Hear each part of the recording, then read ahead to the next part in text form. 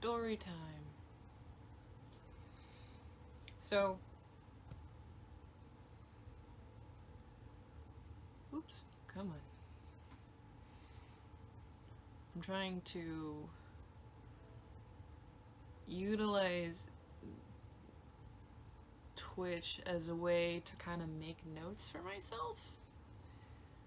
Like, sometimes when I'm writing, I get too stuck on being a perfectionist and finding the exact right words, and then I can't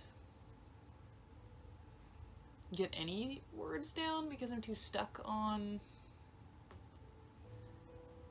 finding the exact right ones, so I can't write anything. So I figured if I just kind of talked out this story idea I have, and then I can save it and look at it later, and that would be helpful. And also have a document open to type into if I need to, right?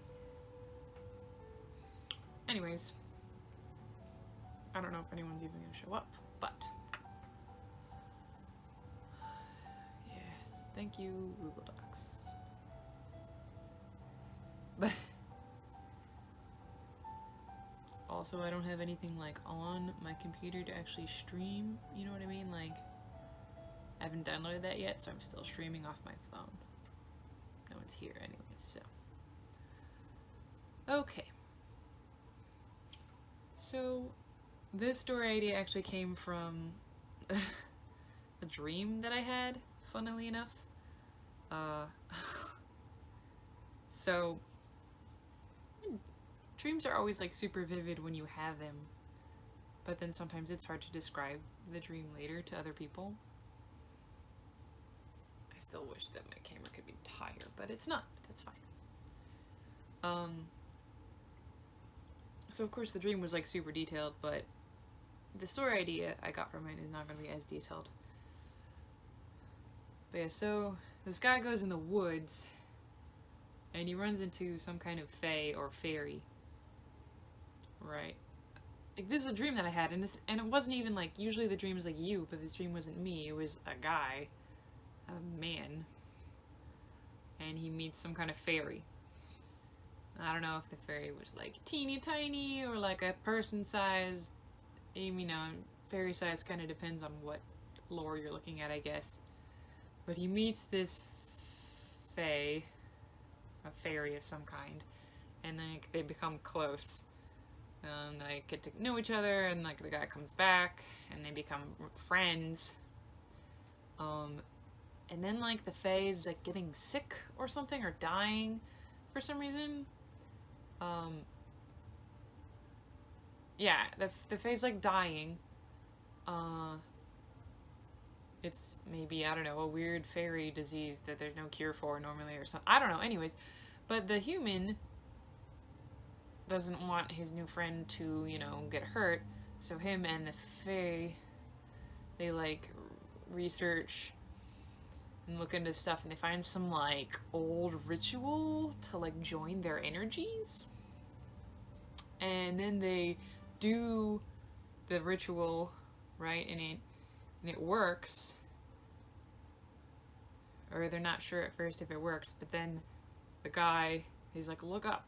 And he looks up, and it's night, and he looks up at the night sky, and he literally sees things that he has never seen before. Like, it's just, like, there's colors that he's never seen, and just, like, it's the most beautiful, gorgeous thing you've ever seen. Like, we as humans think that the night sky is, like, beautiful anyways, when it's not, you know, messed up by light pollution.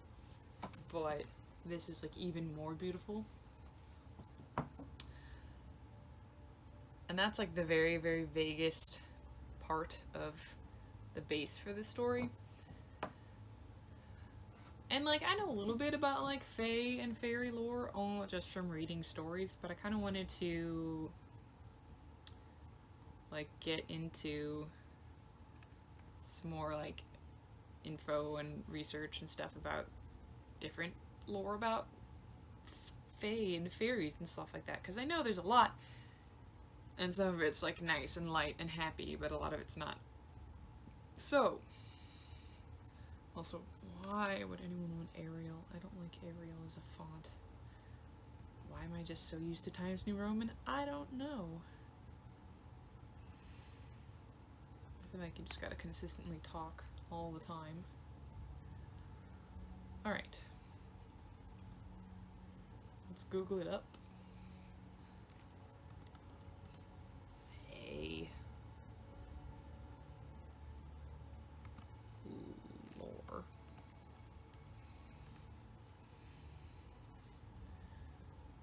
Alright, here we go. We're gonna start with fairy on Wikipedia, because I have no idea what a fairy is. A fairy, also fae with a Y, fae with an A-E, fair folk, is a type of mythical being or legendary creature found in the folklore of multiple European cultures, including Celtic, Slavic, German, English, and French folklore, a form of spirit often described as metaphysical, supernatural, or preternatural. Is that how you pronounce that word? I don't know, honestly. That is a pretty piece of artwork. Fairy on Wikipedia. There's pretty artwork on it. Oh, grouping. Legendary creature. Pixie sprite. Tuatha de Danann. Myths and stories about fairies do not have a single origin, or rather a collection of folk beliefs from disparate sources. Yeah. Various folk theories about the origins of fairies include casting them as either demoted angels or demons in a Christian tradition, as minor deities in pagan belief systems, as spirits of the dead, as prehistoric precursors to humans, or as elementals. Elementals, huh? Let's see. The label of fairy has at times applied only to specific magical creatures with human appearance, small stature, magical powers, and a penchant for trickery. Yeah, because sometimes it's, all fairies are teeny tiny, but sometimes they're like, oh no, all fairies can be just as big as humans, like, I don't know. At other times, it has been used to describe any magical creatures such as goblins and gnomes. Fairy has at times been used as an adjective, with a meaning equivalent to enchanted or magical. That makes sense, I guess. Yeah, fairy. Enchanted, okay, well, sure. Let's see. A recurring motif of legends about fairies is the need to ward off fairies using protective charms. Yeah, okay, makes sense. I have heard this. Common examples of such charms include church bells, wearing clothing inside out. I guess I'd heard that one? I don't know. Four-leaf clover. Okay, and food. Fairies were also sometimes thought to haunt specific locations and to lead travelers astray using will-o'-the-wisps. Yeah, that makes sense. Before the advent of modern medicine, fairies were often blamed for sickness, particularly tuberculosis and birth deformities. I think with food and fairies is like, I guess you would kind of leave it out as an offering. It's not like a ward, like a protective ward. As in, this food will keep them away. It's more like this food will placate them so they don't take my children away, I guess. Before the advent of modern medicine, fairies were often blamed for sickness, particularly... Oh, I read that already. Ah, yes. In addition to their folkloric origins, fairies were a common feature of Renaissance literature and romantic art, especially popular in the United Kingdom during the Victorian and Edwardian eras. The Celtic revival also saw fairies established as a canonical part of Celtic cultural heritage. Yeah, that makes sense. I mean, people like rag on Wikipedia sometimes, but honestly, like, it can be a really good jumping off point for a lot of things that you're researching, like, because a lot of times there are, like, actual things, like, referenced at the bottom, like, a lot of people put actual work into Wikipedia, and I really appreciate that it's, like, open and available for everybody. Also, my laptop is a touchscreen, and I didn't know I wanted a touchscreen laptop until I had a touchscreen laptop. Etymology. Fairy, F-A-I-R-Y, which is English, derives from early modern English, F-A-E-R-I-E, meaning realm of the fays, like F-A-Y. F-A-E-R-I-E, in turn derives from the Old French form F-A-I-E-R-I-E. All vowels. We're just going to stick so many vowels in that word. A derivation from F-A-I-E, from Vulgar Latin fata. You don't know Latin, sorry. With the abstract noun suffix E-R-I-E. Okay. In Old French romance, a fée or fée was a woman skilled in magic and who knew the power and virtue of words, of stones, and of herbs. That's cool. Fairy was used to represent an illusion or enchantment, the land of the fays, collectively the inhabitants thereof, and individuals such as a fairy knight. That's true. Like, they have courts and stuff usually, like fairies do. F-A-I-E became modern English fay, F-A-Y, while F-A-I-E-R-I-E became F-A-I-R-Y. But this spelling almost exclusively refers to one individual, fairy, the same meaning as fay, F-A-Y. In the sense of land where fairies dwell, archaic spellings F-A-E-R-Y and F-A-E-R-I-E are still in use. I always liked, like, fay, like F-A-Y. I don't know why, like, I just liked the look of it. Latinate F-A-Y is not related to the Germanic F-E-Y, meaning fated to die. Well, yet that's interesting. Fated to die. Huh. Well, my fae is fated to die. In my story. Yet this unrelated Germanic word, F-E-Y, may have been influenced by Old French fae, or fairy, as the meaning had shifted slightly to fated from the earlier doomed or accursed. Various folklore traditions refer to fairies euphemistically as wee folk, good folk, people of peace, fair folk. Right, I've heard these things before. Fair folk. I always liked fair folk. I wonder how you pronounce that. Hold on. I don't know Welsh. Okay, let's see if they have a pronunciation for the Welsh version. Oh no, there's like a pronunciation chart. I'm sorry. I'm not gonna put that much effort into it. Welsh is hard. They have lots of letters, lots of consonants, as opposed to earlier when we had a whole bunch of vowels. Historical development.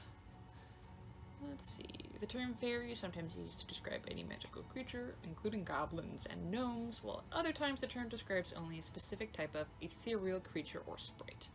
I love the word ethereal. Honestly, like, oh, it's such a good word. It's so ethereal and, like, ephemeral. Ooh. Those are such good words, man. I wonder if I can what is, yeah, okay. 59%. That's my battery, by the way. For my phone, because I'm streaming off my phone. Alright. The concept of fairy in the narrower sense is unique to English folklore, later made diminutive in accordance with prevailing taste of the Victorian era, as in fairy tales for children. I personally love fairy tales, and I'm not a child, so we're also no longer in the Victorian era. Historical origins include various traditions of Brythonic, Bretons, Welsh, Cornish, Gaelic, which is Irish, Scots, Manx, and Germanic peoples, and of Middle French medieval romances. Fairy, F-A-I-R-I-E, was used adjectively meaning enchanted, as in fairy knight, fairy queen, but also became a generic term for various enchanted, quote-unquote, creatures. During the late Middle English period, literature of the Elizabethan era conflated elves with the fairies of Romance culture, rendering these terms somewhat interchangeable. That makes sense. Okay. Victorian and Edwardian eras saw a heightened increase of interest in fairies. Yep. Celtic revival cast fairies as part of Ireland's cultural heritage. Carol Silvers and others suggested this fascination of English antiquarians arose from a reaction to greater industrialization and loss of older folkways. I mean, that makes sense, right? Like, I too wish for a return to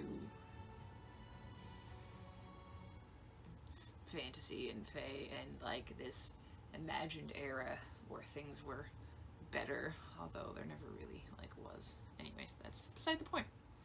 If anyone has anything they feel like they want to chime in about anything, they absolutely can, of course. Let's see. Fairies are generally described as human in appearance and having magical powers. Yep. Diminutive fairies of various kinds have been reported through centuries, ranging from quite tiny to the size of a human child, which varies. These small sizes could be magically assumed rather than constant. Some smaller fairies could expand their figures to imitate humans.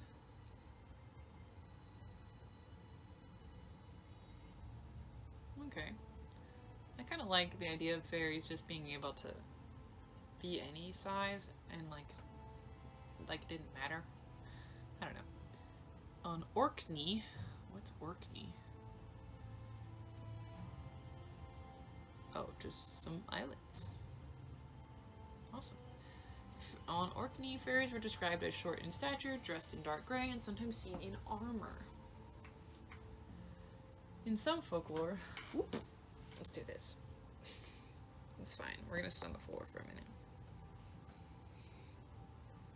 In some folklore, fairies have green eyes. Like, they only have green eyes and not other colors? Okay. You like my t-shirt? It's great. It's the Doctor. I love it. But like steampunk. Let's see. Some depiction of fairies show them with footwear, others as barefoot. Wings, while common in Victorian and later artworks, are rare in folklore. Fairies flew by means of magic, sometimes perched on ragwort stems or the backs of birds. I'm very bright. That's fine. Modern illustrations often include dragonfly or butterfly wings. I love the idea of fairies having wings, but also, like, wings are, like, such a... Unless a creature is, like, extraordinarily tough and resilient, like, wings, I feel like, are such a weak point. Like, just... For one thing, they're just gonna be big, right? And, like, obvious. But they just feel like they would genuinely have to be easy to wound because they're going to be, like, thin. And... Well, at least if they're, like, barrier butterfly type wings. Like, and you just puncture a hole in them and then they wouldn't work. But, anyway. Yeah. Early modern fairies does not derive from a single origin. The term is a conflation of disparate elements from folk belief sources influenced by literature and speculation. Okay. In folklore of Ireland, the mythic... I don't know how to pronounce that. Well, I know how to pronounce she, which...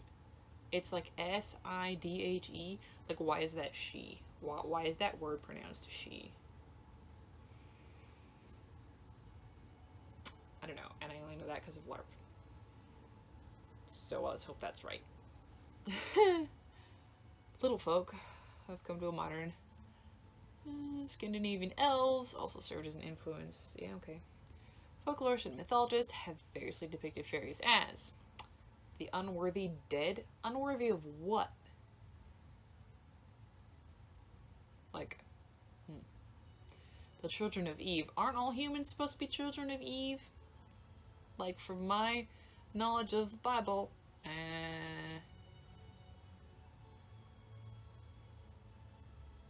yeah, that's a strange phrasing. Anyways, fairies, a kind of demon, okay. A species independent of humans, okay. I mean, it wouldn't, anyway, whatever. I would think they would have to be, but, you know, whatevs. An older race of humans, so... the rest of it just forgot how to do magic. I mean, that kind of makes sense. And fallen angels. Folklorist or mythological elements combine Celtic, Germanic, and Greco-Roman elements. Folklorists have suggested that fairies arose from various earlier beliefs which lost currency with the advent of Christianity. I'm glad I did not trip over my words this much when I was saying my vows on Sunday at the wedding. Do you have a hard time focusing here, camera? You just don't like to stay in focus. Am I moving too much? Alright, anyways, disparate explanations, not necessary. Fairies may be traced to multiple sources. Yeah, we know that. King James, in his dissertation, Demonology. I didn't know King James had a dissertation called Demonology. Demonology, or is it just pronounced Demonology? In full, Demonology in form of a dialogue divided into 3 books by the High and Mighty Prince James. What? I never heard about this. Like, excuse me?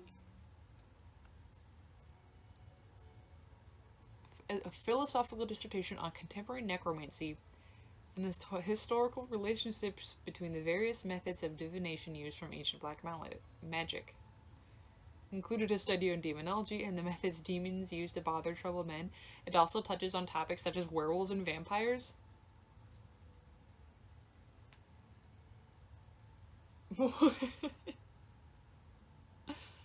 I've never heard of that before. That's great. I love it. Oh yeah, King James, stated in his dissertation, Demonology, stated the term fairies referred to illusory spirits, demonic entities, that prophesied to, consorted with, and transported the individuals they served. In medieval times, a witch or sorcerer who had a pact with a familiar spirit might receive these services. I mean, that's okay. I can understand, like, in that sense, why they would lump them all together. But, like, I like the mythology of, like, just those being separate things. Right? This entire word is made up of all sorts of creatures. It's very exciting. And like I said, like, I'm sure I know things about Fae, but if I want to write a story involving Fae, I gotta know more about them so I can decide the ones that I want to include. Demoted angel. A Christian tenet held that fairies were a class of demoted angels. Huh. One story described a group of angels revolting and God ordering the gates of heaven shut. Those still in heaven remained angels, those in hell became demons, and those caught in between became fairies. That is one theory that I have never actually heard before. I mean, yeah, angels in heaven and the ones that, like, were cast out went down to hell and, like, became demons, but I never heard that those caught in between became fairies. That's an interesting concept. Let's see. Others wrote that some angels, not being godly enough, yet not evil enough for hell, were thrown out of heaven. Huh.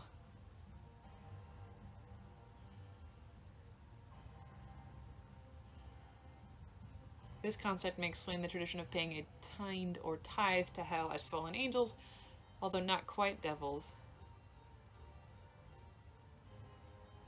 Just watched Bruce Lee. I don't think I know what that is, but cool. Oh yeah, right. Not quite devils that could be used as subject of Satan. It's so funny, I never heard of the angel thing before. Let's see. In England's Theosophist circles of the 19th... Theosophist? What's a Theosophist? Christian Theosophy, also known as Bohemian Theosophy and Theosophy, refers to a range of positions within Christianity which focuses on the attainment of direct, unmediated knowledge of the nature of divinity and the origin of purpose of the universe. Okay. I hadn't really heard of that either. Oh yes, in Theosophist. Like, I'm good with words, but if I've never really heard a word pronounced before, how am I going to know how to pronounce it, right? Let's see, a belief in the angelic nature of fairies was reported. Quote unquote angelic. Entities referred to as devas. I have heard that word before, devas. A deva in the New Age movement refers to any of the spiritual forces or beings behind nature. Oh, okay. Yeah, let's see. Referred to as devas were said to guide many processes of nature, such as evolution of organisms, growth of plants, etc., many of which resided inside the sun. Solar angels. Okay. The more earthbound devas included nature spirits, elementals, and fairies. There's the fairies that we're looking for, which were described as appearing in the form of colored flames, roughly the size of a human. If they're, like, connected to the earth, why would they be flames? Arthur Conan Doyle wrote a book about fairies? Oh, no, I think I knew that. Arthur Conan Doyle, in his The Coming of the Fairies, the Theosophic View of Fairies, reported that eminent theosophist, they're going to make me say this word like 10 times, E.L. Gardner had likened fairies to butterflies, whose function was to provide an essential link between the energy of the sun and the plants of earth, describing them as having no clean-cut shape, small, hazy, and somewhat luminous clouds of color with a brighter, sparkish nucleus.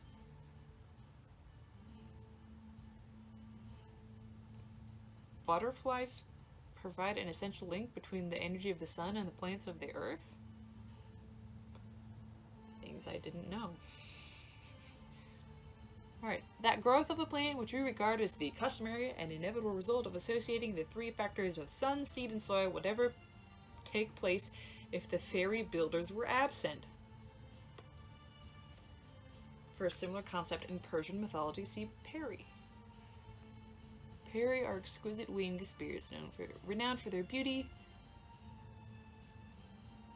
Originally from Persian, Turkish, and Armenian mythologies, Peris were later adopted by other cultures. They are described as mischievous beings that have been denied entry to paradise until they have completed penance for atonement.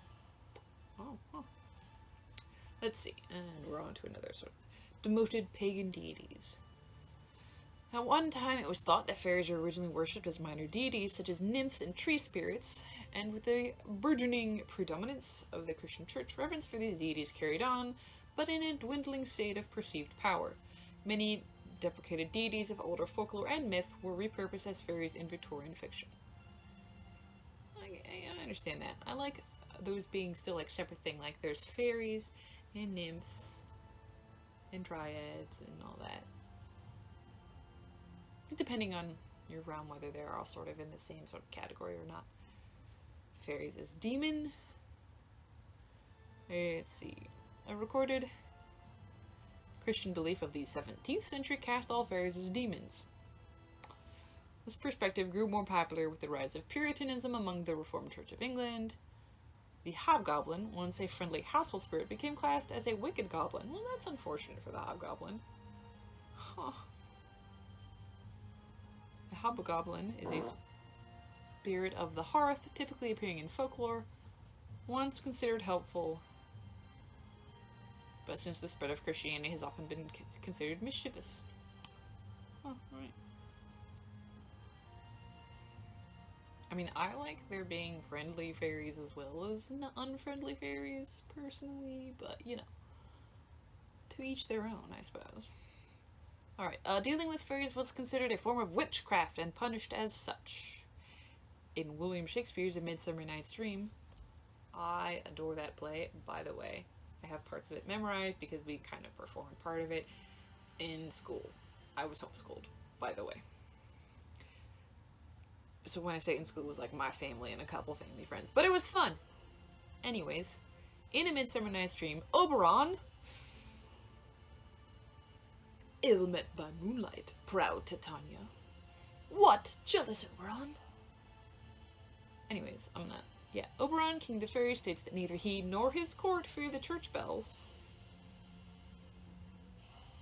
which the renowned author and Christian apologist C.S. Lewis cast as a politic disassociation from fairies. Maybe it's just that he was more powerful than some other fairies, perhaps? It's possible. I don't know. Let's see. In an era of intellectual and religious upheaval, some Victorian reappraisals of mythology cast deities in general as metaphors for natural events, which was later refuted by other authors. Let's see. This contentious environment of thought contributed to the modern meaning of fairies. Let's see. Oh, we're on to another. Let's see. One belief held that fairies are spirits of the dead. This derived from many factors common in various folklore and myths, same or similar tales of both ghosts and fairies, the Irish Sidhe, origin of their term for fairies were ancient burial mounds, deemed dangerous to eat food in fairyland and Hades. That's actually true. Like, if you ate the food in, like, when you were in fairyland or when you were down with Hades, you'd get stuck there. The dead and fairies depicted as living underground. Diane Purkis. Who's that? Who's Diane Purkis? Well, I don't know who this is. A fellow and tutor of English at Keble? Probably saying that wrong. College, Oxford. Cool. Diane Purkis observed an equating of fairies with the untimely dead who left, quote-unquote, unfinished lives. One tale recounted a man caught by the fairies who found that whenever he looked steadily at a fairy, it appeared as a dead neighbor of his. That could just be fairy tricks. I mean, you know, they're tricksy. This theory was among the more common traditions related, although many informants on the fairies. Got some good fairy information for you, man. Informants expressed doubts. Alright, let's see. Hidden people. Let's see. There is a theory that fairy folklore evolved. I'm a smart person and I know how to read and I'm good with words, but I try to talk too fast, especially when I'm reading, and then my tongue trips over words. There is a theory that fairy folklore evolved from folk memories of a prehistoric race. Newcomers superseded a body of earlier human or humanoid peoples, and the memories of this defeated race developed into modern conceptions of fairies. That's interesting. Proponents find support in the tradition of cold iron as a charm against fairies, viewed as a cultural memory of invaders with iron weapons displacing peoples who had just stone, bone, wood, etc. at their disposal and were easily defeated. 19th century archaeologists uncovered underground rooms in the Orkney Islands that resembled the elf land described in Childe Roland, which lent additional support. What's Childe Roland? A fairy tale. It's a fairy tale. Okay. Hello, Eladin. We're talking about fairies. I'm doing pretty good. I'm looking up stuff about fairies because I want to write a story. I mean, I know a little bit about fairies, but you know, you can always learn more. This is water. Yes, I'm drinking white vinegar. I'm very tough. Not really. I mean, I am, but not because I drink vinegar. Right. It would be impressive, but also, like, why would someone make that choice? Like, why would you want to drink vinegar? I know. Only exception, I think, would be apple cider vinegar, because I know some people do. Thank you. I'd be worried about me, too. I know some people drink apple cider vinegar for their health. But right, we're reading about fairies off of Wikipedia, because that's where you find out about fairies, is Wikipedia.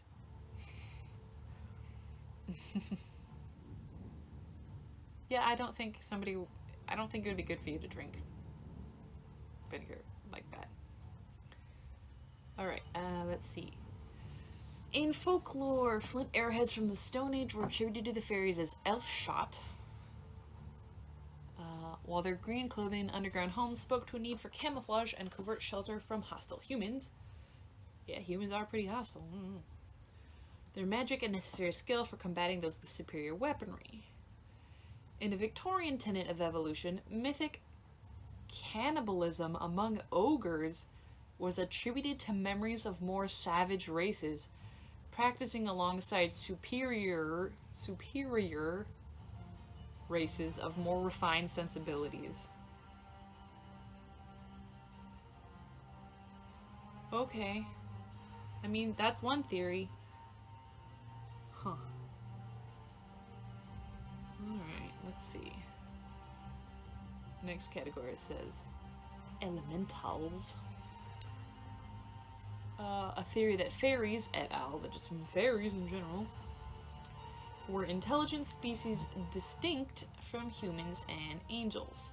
An alchemist, Paracelsus, I think that's how you pronounce that name, Paracelsus classed gnomes and sylphs as elementals, meaning magical entities who personify a particular force of nature and exert powers over these forces.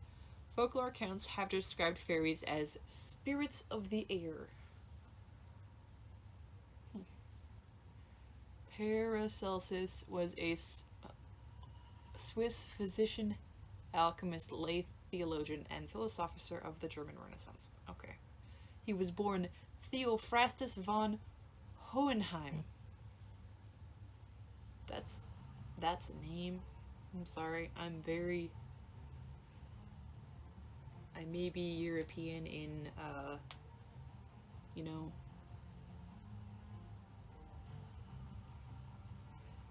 but, that's a name that I have not heard very often. Alright, characteristics of fairies, how exciting.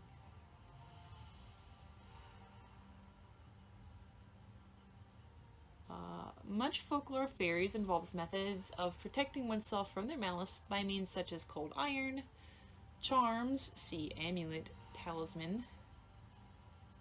Charms of rowan trees or various herbs, or simply shunning locations quote-unquote known to be theirs, ergo avoiding offending any fairies.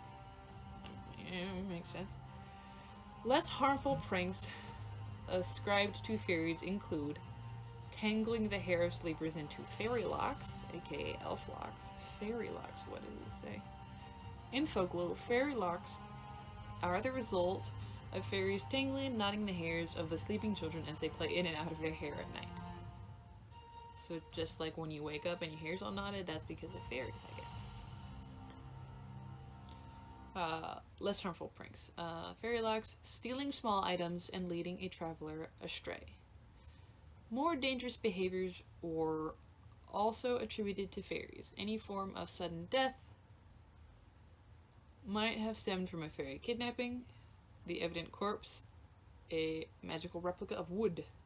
Consumption, which is tuberculosis, was sometimes blamed on fairies who forced young men and women to dance at revels every night, causing them to waste away from lack of rest. Like, honestly, I would almost, if I had tuberculosis back then, like, I think I would rather be forced to dance every night than, like, to just waste away from tuberculosis. Like, that would be really bad. Anyways. Thank God I'm not sick. Let's see. Rowan trees were considered sacred to fairies, and a charm tree to protect one's home. Like rowan or mountain ashes are shrubs or trees in the genus Sorbus of the rose family, Rosaceae. They're native throughout the cool temperate regions of the northern hemisphere, with the highest species diversity in the Himalayas, southern Tibet, and parts of western China. Cool. Alright. Classification of fairies. This is exciting. Maybe I should have titled the stream something about fairies, but I didn't necessarily. I guess I probably knew I was going to be talking about fairies the whole time, but, it's fine. This is for me.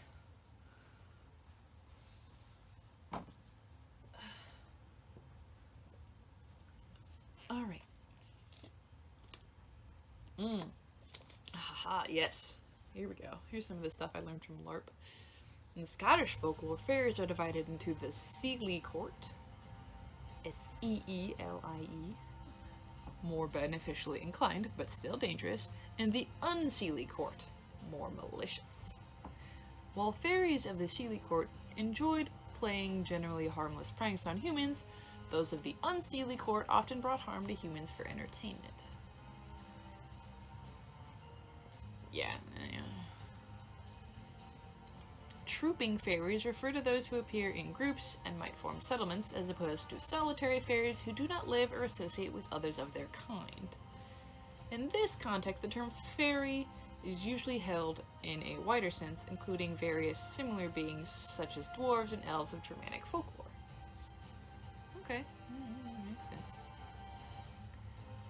Alright, classifications. Changelings.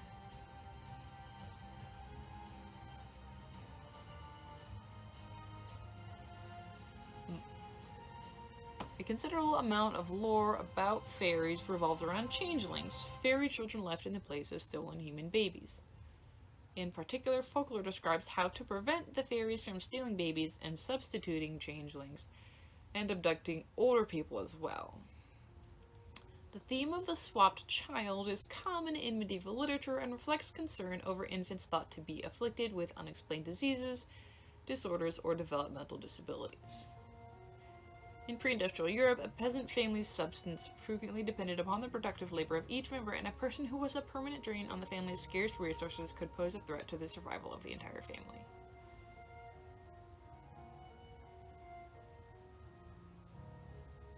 Hold on. Should I read more about the classifications? Hold on. Can I open this? Classifications of fairies. Yeah, the Seelie Court and the Unseelie Court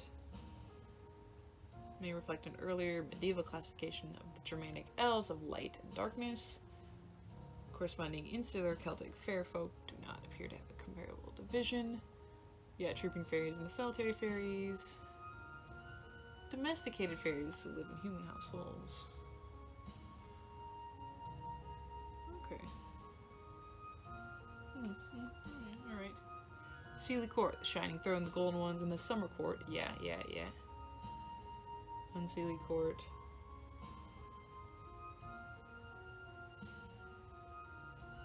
Yeah, light and dark. Okay, yeah, that makes sense. Protective charms. Let's see. Wearing clothing inside out, church bells, St. John's wort, and four-leaf clovers are regarded as effective. Is that the only thing? I feel like... Oh, okay, here we go. In Newfoundland folklore, the most popular type of fairy protection is bread, varying from stale bread to hardtack, or a slice of fresh homemade bread. Bread is associated with the home and the hearth, as well as with industry and the taming of nature, and as such seems to be disliked by some types of fairies. On the other hand, in much of the Celtic folklore, baked goods are a traditional offering to the folk, as are cream and butter. Yeah, I would think that would be more like you would put the bread out so that, like, they wouldn't hurt you, not like that it would keep them away. I guess that kind of depends on your view of the fairies, I guess. The prototype of food, and therefore a symbol of life, bread was one of the commonest protections against fairies. Before going out into a fairy-haunted place, it was customary to put a piece of dry bread in one's pocket. In County Wexford, Ireland, in 1882, it was reported that if an infant is carried out after dark, a piece of bread is wrapped in its bib or dress, and this protects it from any witchcraft or evil.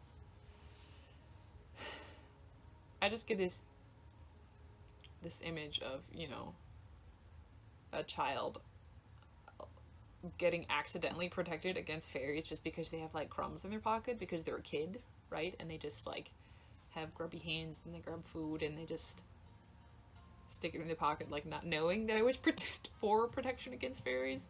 They just accidentally protected themselves against fairies by sticking something in their pocket. Because they wanted food for pocket bacon, but, you know, pocket bread. Let's see. Bells also have an ambiguous role. While they protect against fairies, the fairies riding on horseback, such as the Fairy Queen, often has bells on their harness. Okay, this may be a distinguishing trait between the Seelie Court from the Unseelie Court, such that fairies use them to protect themselves from more wicked members of their race.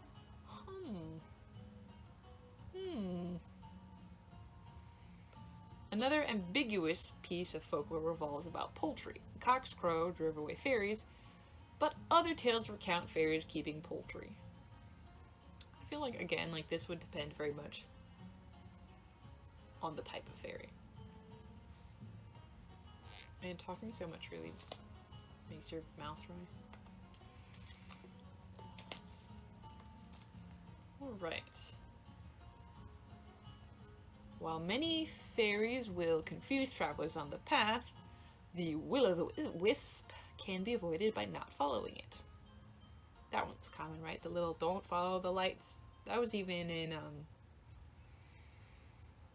Lord of the Rings, right? In the dead marshes. There were lights. I mean, and they even put it in the movie. Gollum's like, don't follow the lights. He needs a drink of water. Gollum, if anyone needs a drink of water, Gollum needs a drink of water. Let's see. Certain locations known to be haunts of fairies are to be avoided. C.S. Lewis reported hearing of a cottage more feared for its reported fairies than its reported ghost. That's funny. Like, forget about the ghost, man. There's fairies there. Watch out for those fairies. In particular, digging in fairy hills was unwise. Oh, that makes sense. Right? Paths that the fairies travel are also wise to avoid. Homeowners have knocked corners from houses because the corner blocked the fairy path. And cottages have been built with the front and back doors in line so that the owners could, in need, leave them both open and let the fairies troop through all night. Okay. Locations such as fairy forts were left undisturbed. Even cutting brush on fairy forts was reputed to be the death of those who performed the act. Fairy trees such as thorn trees were dangerous to chop down. One such tree was left alone in Scotland, though it prevented a road from being widened for 70 years. I believe that. I tell you what, I believe it.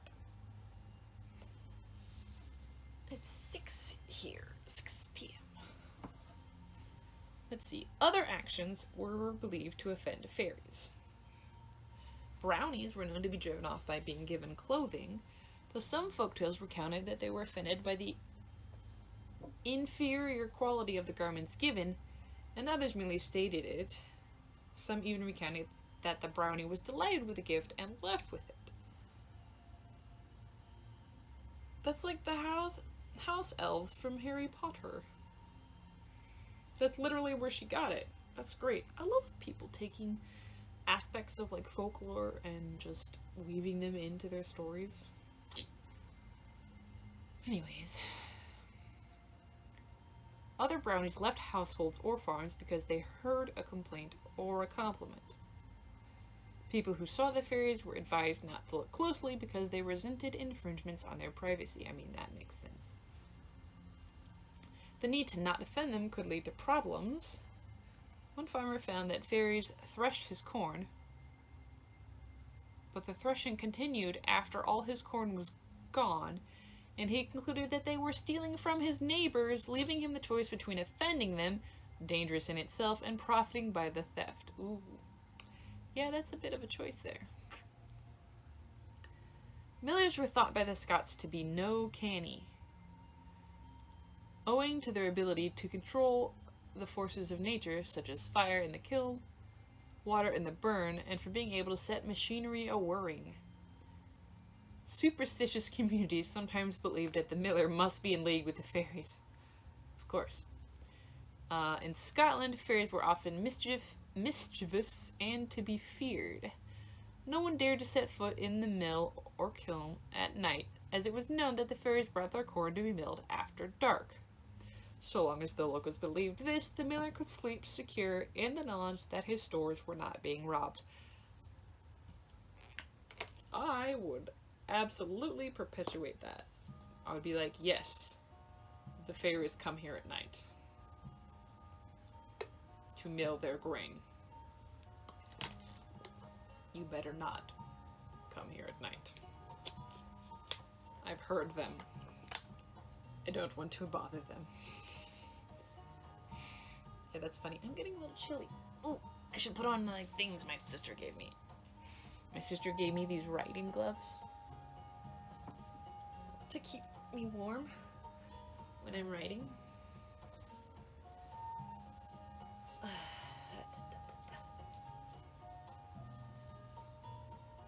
My fingers are free. Aren't they cute?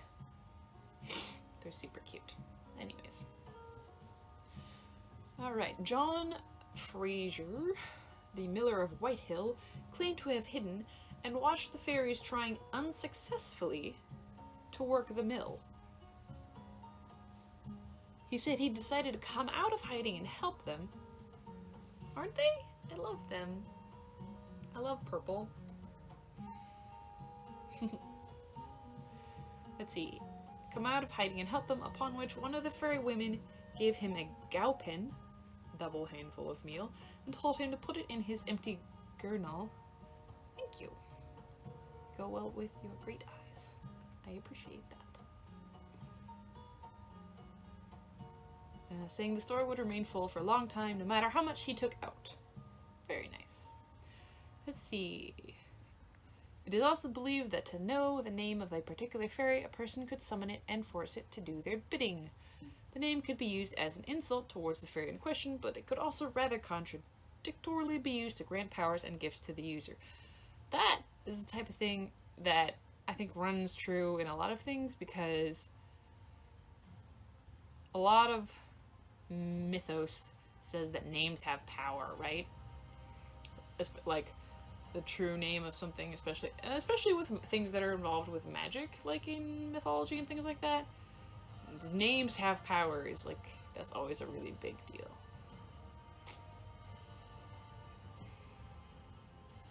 Anyways.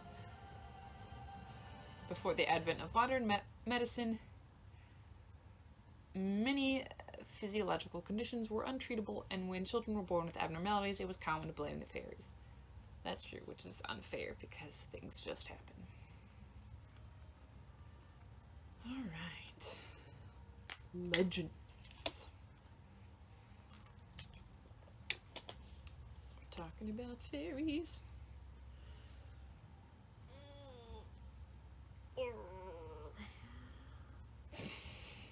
This is not a workout stream, I promise.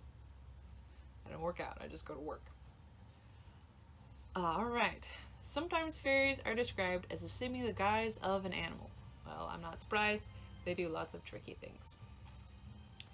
In Scotland, it was peculiar to the fairy women to assume the shape of deer, while witches became mice, hares, cats, gulls, or black sheep. I would rather have more options, personally. Like, you only get to be a deer, but you get to be a mouse, or a hare, or a cat, or a gull, or a black sheep. I would rather have all the options. In The Legend of Nakshagona, I probably said that wrong. I'm sorry. Nakshagona? What? Well, it's in Ireland anyways. In order to frighten a farmer who pastured his herd on fairy ground, a fairy queen took on the appearance of a great horse, with the wings of an eagle, and a tail like a dragon, hissing loud and spitting fire. Then she would change into a little man, lame of leg, with a bull's head and a lambent flame playing round it. I want to have that many options for changing my shape, I tell you what. I'm like, I'm gonna take this bit of this, and this bit of this. Horse with, like, eagle wings and a dragon tail, like, that sounds BA. Let's see, in the 19th century child ballad? Oh. They're not, like, for children. They're put in an anthology by Francis James Child. Psh. Anyways. child ballad Lady Isabel and the Elf Knight.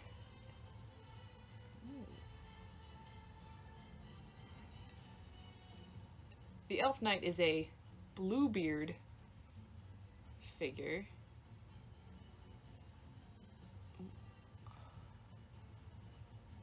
Wealthy man in the habit of murdering his wives. Ooh. Bluebeard figure. And let's see. Isabel must trick and kill him to preserve her life. The child ballad Tam Lin. That name I've definitely heard. Tam Lin. That's, let's see, what does it say? Tam Lin is a character in a legendary ballad originating from the Scottish borders. Let's see. The story revolves around the rescue of Tam Lin by his true love from the Queen of the Fairies. Okay. Tam Lin reveals that the title character, though living among the fairies and having fairy powers, was, in fact, an quote-unquote earthly knight, and though his life was pleasant now, he feared that the fairies would pay him as their tithe to hell. Well, that's a valid fear, I suppose. If you hold that the fairies have to pay a tithe to hell. Like, dang, that's intense. See, like, my thing with stories is, like, I always want there to be, like, good endings to things, but I understand that sometimes in really great stories, things don't always go the best way, and they have to go badly for it to be a good story sometimes, but I just always want things to have a happy ending, so gotta find some kind of good, togetherness of those two frames of mind for my writing. Alright, Tam Lin feared the fairies would pay him as their tithe to hell. Right, that's where I was. Alright, let's see. And Sir Orfeo tells how Sir Orfeo's wife was kidnapped by the King of Fairy, and only by trickery and an excellent harping ability. See, I'm fairly certain by that they mean ability to play the harp, but it sounds like he was harping on something, like he just kept bothering the King of the Fairies, and just like, why do you have my wife? You won't let my wife go. And then that they just got like so annoyed by him that they just finally decided to let the wife go. But it's fine. Anyways, only by trickery and an excellent harping ability was he able to win her back. Sir Daguerre narrates the tale of a woman overcome by her fairy lover, who in later versions of the story is unmasked as a mortal. Okay. Thomas the Rhymer, like R-H-Y-M-E-R, shows Thomas escaping with less difficulty, but he spends 7 years in Elfland. That's another common thing about like Elfland or Fairyland, is that time often passes very differently there, as opposed to the mortal plane here. Something to remember. Let's see. In his story, I'm gonna pronounce that wrong. Oshin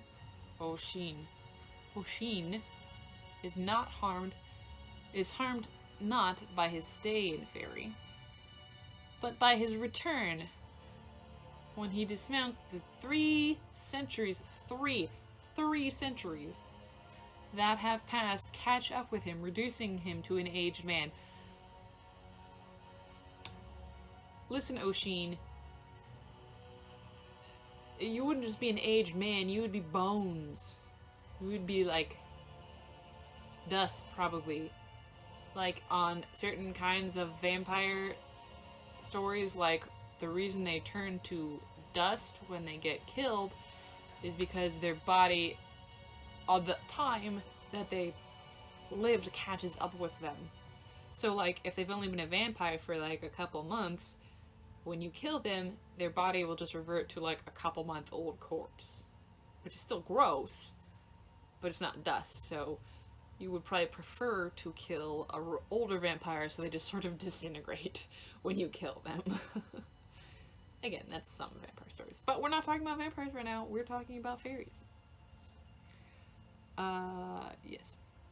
King Herla, originally a guise of Woden, but later Christianized as a king, in a tale by Walter Map, was said, by Map, to have visited a dwarf's underground mansion and returned 3 centuries later, although only some of his men crumbled to dust on dismounting. Oh, Herla and his men who did not dismount were trapped on horseback, this being one account of the origin of the wild hunt of European folklore. Oh, that's super interesting. Oh, that's really cool. Whoa. Yeah, I've heard about the wild hunt, for sure. Yeah, the wild hunt, as it says, is a folklore motif that historically occurs in the folklore of various Northern European cultures. I am researching stuff about fairies and fae because there's a story that I want to write and that's going to involve them in some way.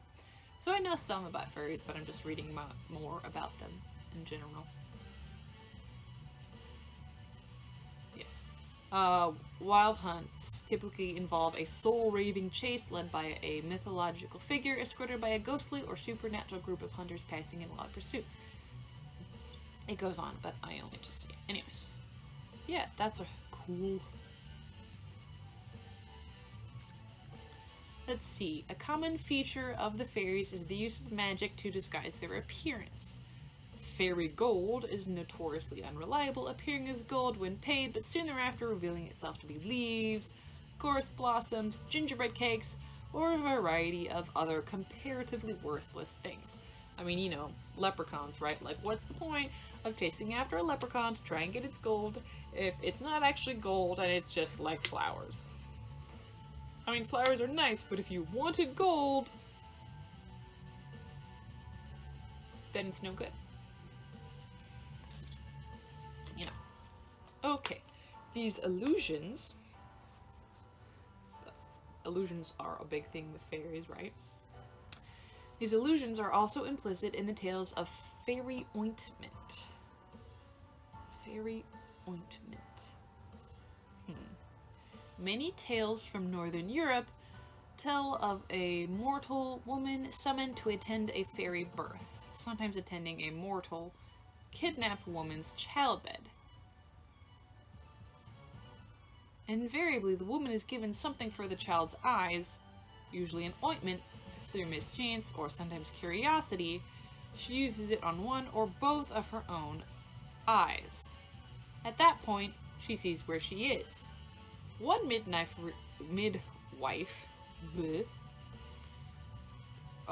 realizes that she was not attending a great lady in a fine house, but her own runaway maidservant in a wretched cave. She escapes without making her ability known, but sooner or later betrays that she can see the fairies. She is invariably blinded in that eye, or in both if she used the ointment on both. Well, there's a lesson, guys. Never use the fairy ointment on both eyes, just in case you get blinded in the eye that you used the fairy ointment on. Let's see. There have been claims by people in the past, like William Blake. Who's William Blake, you ask? I don't know. He was an English poet, painter, and printmaker. He looks like he's from the 1800s based on the painting and what little I know of historic clothing. William Blake said he saw fairy funerals. Alan Cunningham, in his Lives of Eminent British Painters, records that William Blake claimed to have seen a fairy funeral. Okay, you said the same thing twice. "Did you ever see a fairy's funeral, madam?" said Blake to a lady who happened to sit next to him. "Never, sir," said the lady. "I have," said Blake, "but not before last night." And he went on to tell how, in his garden, he had seen a procession of creatures of the size and color of green and gray grasshoppers, bearing a body laid out on a rose leaf, which they buried with songs, and then disappeared. They're believed to be an omen of death. Ooh. Tuatha De Danann. I have heard this for sure. Maybe in my husband's homebrew D&D game. Anyways, the Tuatha De Danann are a race of supernaturally gifted people in Irish mythology. They are thought to represent the main deities of pre-Christian Gaelic Ireland. Many of the Irish tales of the Tuatha De Danann refer to these beings as fairies, though in more ancient times they were regarded as goddesses and gods. The Tuatha De Danann were spoken of as having come from islands in the north of the world, or, in other sources, from the sky. After being defeated in a series of battles with that's a terrible sentence, with otherworldly beings, bleh, and then by the ancestors of the current Irish people, they were said to have withdrawn to the She, Fairy Mountains, where they lived on in popular imagination as fairies, quote unquote. Let's see. They are associated with several otherworld realms, including Mag Mell, the Pleasant Plain, Emain Ablach. Okay, so I'm gonna look at it and read the CH as just because of other languages I have associated with, but it's probably a blach? I don't know. Let's see. Which that means the Fortress of Apples, the Land of Promise, or the Isle of Women. Well, that sounds great. And Tir na Nog, probably said that wrong also, the Land of Youth. I don't know how to pronounce this. AOS, and then SI with an accent mark on it. Eos, I don't know. It is the Irish term for a supernatural race in Irish and Scottish, comparable to the fairies or elves. They are variously said to be ancestors, the spirits of nature, or goddesses and gods. A common theme found among the Celtic nations describes a race of diminutive people who had been driven into hiding by invading humans. In old Celtic fairy lore, the AOS_SI fairy folk are immortals living in the ancient barrows and cairns. The Irish banshee is sometimes described as a ghost. She screams. That's all I know. In the 1961 book, The Secret Commonwealth of Elves, Fauns, and Fairies, Reverend Robert Kirk, minister of the parish of Aberfoyle, Stirling, Scotland, wrote, "These Siths, is the dark side over here? Dang. These Siths, or fairies, they call, see, I don't know how to pronounce any of these words, I feel bad, Sleagh, and then Maith, or the good people, I can pronounce that, are said to be of middle nature between man and angel, as were daemons thought to be of old, of intelligent, fluidous spirits and light, changeable bodies, like those called astral, somewhat of the nature of a condensed cloud, and best seen in twilight. Twilight does sound like a good time to see fairies. Anyway, these bodies be so pliable through the subtlety of spirits that agitate them, that they can make them appear or disappear at pleasure. That does seem pretty legitimate to describe fairies, interesting. Alright.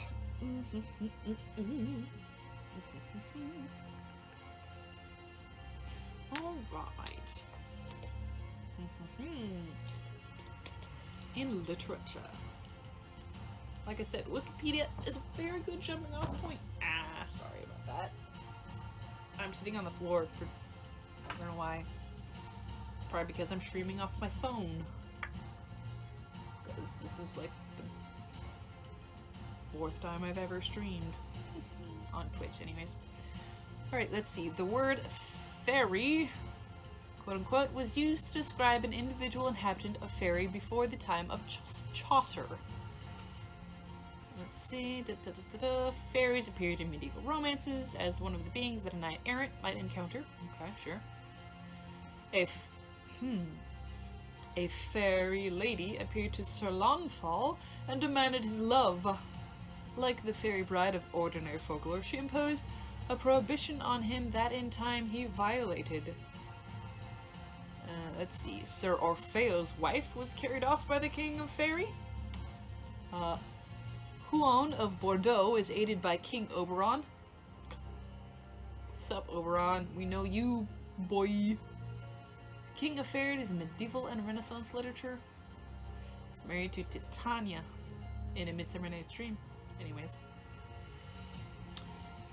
Let's see. These fairy characters dwindled in number as the medieval era progressed. The figures became wizards and enchantresses. Okay. Just sort of turned them into the... Alright, Let's see. The oldest fairies on record in England were first described by the historian Gervase of Tilbury in the 13th century. Morgan Le Fay, whose connection to the realm of fairy is implied in her name, because Morgan Le Fay, like literally like of the Fae, in La Morte d'Arthur, is a woman whose magic powers stem from study. Let's see. While somewhat diminished with time, fairies never completely vanished from the tradition. Sir Gawain and the Green Knight is a late tale, but the Green Knight himself is an otherworldly being. Yeah, I've heard that one. Yeah, Sir Gawain and the Green Knight, yeah. It's very interesting. Edmund Spenser featured fairies in The Fairy Queen. Oh, he featured fairies in a book called The Fairy Queen? Really? I'm surprised. I am John's complete lack of surprise. See, in many works of fiction, fairies are freely mixed with the nymphs and satyrs of classical tradition, while in others, e.g. Lamia. What's Lamia? It's a poem by John Keats. Alright. Let's see. They were seen as displacing the classical beings. 15th century poet and monk John Lydgate wrote that King Arthur was crowned in, quote, the land of the fairy, unquote, and taken in his death by 4 fairy queens to Avalon, where he lies under a fairy hill until he is needed again. That's another thing that I like, is like the Arthurian legends. Really neat. Really neat. I also really like the BBC show Merlin. Very good. Colin Morgan. Yes. Anyways, we're not talking about that right now. Let's see. Fairies appear as significant characters in William Shakespeare's A Midsummer Night's Dream, which is set simultaneously in the woodland and in the realm of fairyland under the light of the moon, and in which a disturbance of nature caused by a fairy dispute creates tension underlying the plot and informing the actions of the characters. This is true. This is true. According to Maurice Hunt, chair of the English department at Baylor University, the blurring of the identities of fantasy and reality makes possible, quote, that pleasing narcotic dreaminess associated with the fairies of the play, unquote. Oh, I like that. I like that quote. That's interesting. Maurice, I appreciate that quote. Let's see. Shakespeare's contemporary, Michael Drayton, features fairies in his Nymphidia. From these stem Alexander Pope's Sylphs of... no. His Sylphs. And in the mid-17th century, I don't know how to pronounce that, because it's French. French is hard. It looks sort of like precious, but I know that's not how it's pronounced, and I don't want to be super American about it. Took up the oral tradition of such tales to write fairy tales. Madame de Aulnoy invented the term Contes de Fées, fairy tale. Okay. Well, the tale is told by the Precieus. I don't know how to pronounce it. I'm sorry. Included many fairies. They were less common in other countries' tales. Indeed, the Brothers Grimm included fairies in their first edition, but decided this was not authentically German and altered the language in later editions, changing each fairy to an enchantress or wise woman. Huh. Does who have a BF? Does she have a BF? Let's see. Additionally, not all folktales that feature fairies are generally categorized as fairy tales. Oh, me? Ha! You're asking the chat. Thank you. I appreciate that. I don't have a boyfriend, but I do have a husband. Let's see. I like my hair too. I appreciate that. Let's see.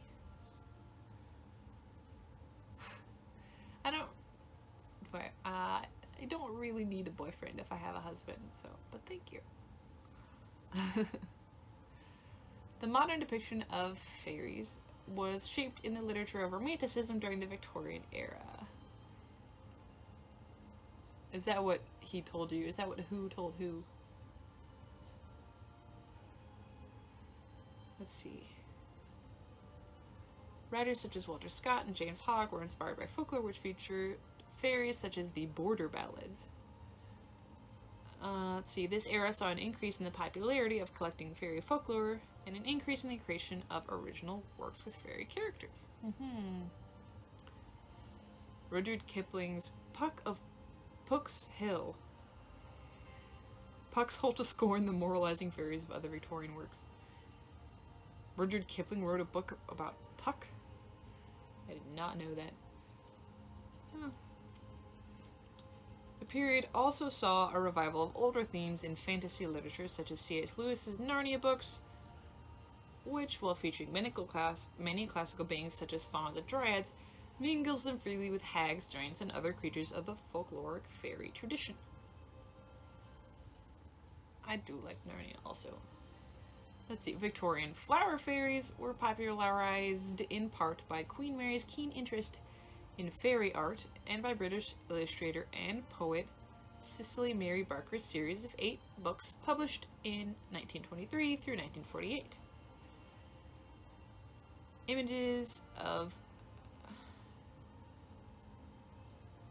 Imagery of fairies in literature became prettier and smaller as time progressed. I mean, you know.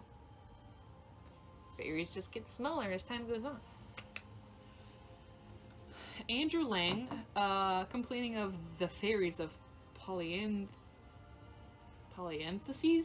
and gardenias and apple blossoms in the introduction to the Lilac Fairy book, observed that these fairies try to be funny and fail, or they try to preach and succeed. Oh no. Let's see. A story of the origin of fairies appears in a chapter about Peter Pan in J.M. Barrie's 1902 novel, The Little White Bird, and was incorporated into his later works about the character. Barrie wrote, "When the first baby laughed for the first time, his laugh broke into 1,000,000 pieces, and they all went skipping about. That was the beginning of fairies." Oh, I remember that from Peter Pan. I have never actually read The Little White Bird, but I always loved Peter Pan. Peter Pan was great. Fairies are seen in Neverland, in Peter and Wendy, the novel version of J.M. Barrie's famous Peter Pan stories, published in 1911, and its character, Tinkerbell, has become a pop culture icon. This is true. When Peter Pan is guarding Wendy from pirates, the story says, after a time he fell asleep, and some unsteady fairies had to climb over him on their way home from an orgy. Any of the other wards obstructing the fairy path at night they would have mischieved, but they just tweaked Peter's nose and passed on. Oh, yeah, that's funny. I personally think that's because Peter's a little bit of a fae himself. Started out as a normal human boy, but... Let's see. It's a very exciting Wikipedia article about fairies. We're down to invisual art. Yep. Don't. That's boring.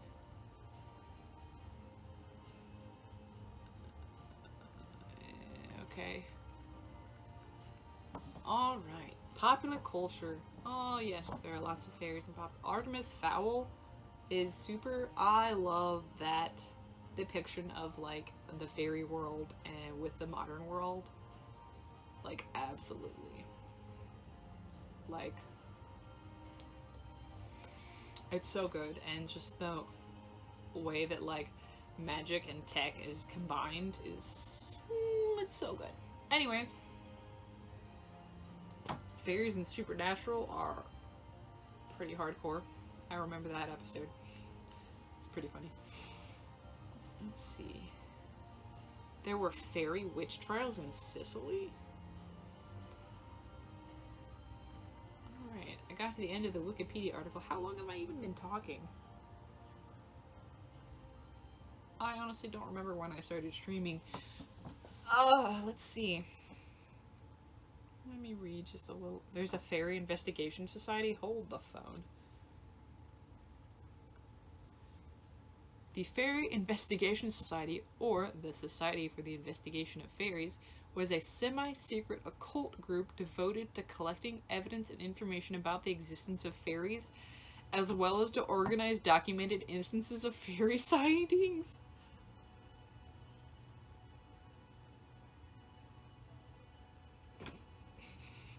That's pretty funny. Background spiritualism. Okay, yeah. Huh. That's funny. Evidence of fairies. It was kind of a cult. Not a cult, but O cult. Like OCs. Anyways, doesn't matter. Should we click on some of these other things? Well, let's look at the fairy witch trials of Sicily. Donas de Fuera. Spanish. In the historical folklore of Sicily, Donas de Fuera, Spanish for ladies from the outside, Sicily was under Spanish rule at the time, were supernatural female beings comparable to the fairies of English folklore. In the 16th to mid-17th centuries, the Donas de Fuera also played a role in the witch trials in Sicily. Huh. What?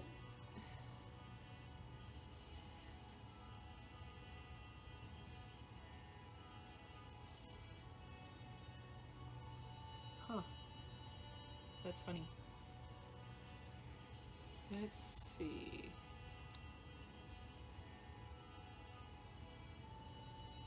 Okay. No, what are we gonna look at? Fairy ring. Yeah, I mean, I know about fairy rings, right? Fairy ring. Great deal of folklore surrounds fairy rings. Their names in European languages often allude to supernatural origins. They are known as witches' circles. Let's see. The Leopard by D. Lampedusa is a great novel. Sorry, were we talking about Sicily? We were talking about Sicily for a moment. About the fairies there. I'm just reading things about fairies because I'm sort of doing research for a story. What's the leopard about? Let's see. Fairy rings. German tradition of fairy rings were thought to mark the site of witches dancing on Walpurgis night. What is that? Saint Eve of a Christian feast day. Okay. Dutch superstition claimed that the circles show where the devil set his milk churn. In Tyrol, folklore attributed fairy rings to the fiery tales of flying dragons. Once, where to go? A dragon had created such a circle, nothing but toadstools could grow there for 7 years. It's about this nobleman. Okay. Of course, they warned against entering a fairy ring.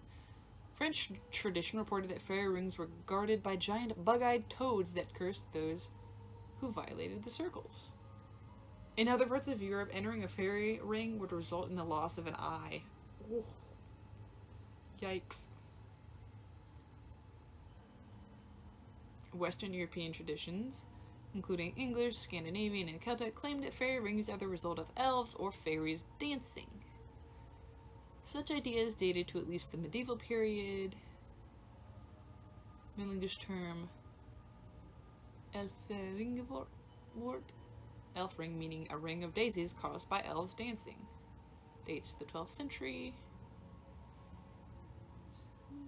Swedish writer Olaus Magnus saying that fairy rings are burned into the ground by the dancing of elves. Yeah, yep, okay, yeah. Lots of things about fairy rings and, like, you enter them and you're in thrall and all this kind of good stuff. Alright, well, now I am curious. I don't even know if you're still in the stream, but we're gonna look up this book as a side note because I have ADD and I am super easily distractible. Noble Men D.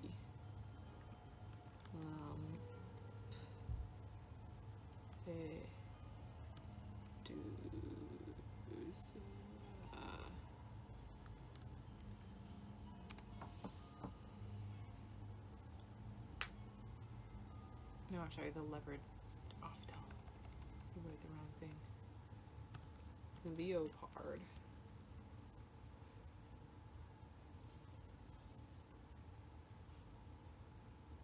It's a novel that chronicles the changes in Sicilian life and society during the Risorgimento. That sounds interesting. Cool. Anyways. But yeah, so if I'm going to be writing this book or story or whatever it is about this guy meeting some sort of fae, I guess I kind of have to decide, like, what parts of fae tradition am I interested in? Like, what do I want to include? Like, how dangerous are they going to be?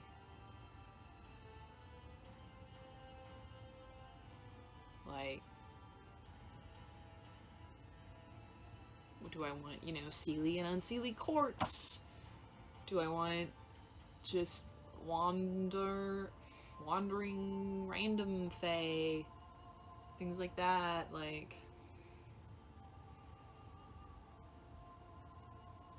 Alright, so if a guy meets a fae in the woods, and is able to interact with this fae, and then leave and just go back to his life like normal, then it's gonna have to be assumed that this fae isn't, like, malevolent, right? That makes sense, I think. Sorry, are you talking about a story you're about to tell? I'm talking about a story that I want to write. That's what I'm talking about right now. It is not written yet. So I'm just kind of, yeah.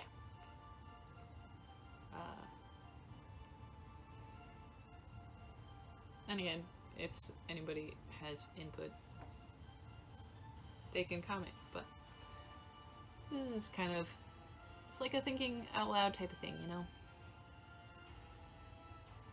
So if somebody is going to meet a fae in the woods and interact with them and then come back to tell the tale, they can't be, like, a super malevolent type of fae unless they have some underlying desire or reason for the human to, like, leave and come back.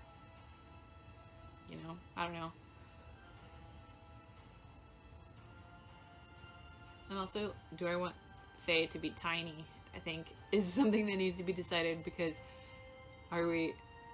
is this like a human goes in the woods and meets a creature that he immediately knows is magical, or is it like a human goes in the woods and meets another vaguely human looking, I don't know, I feel like it should be a nymph and not a fae.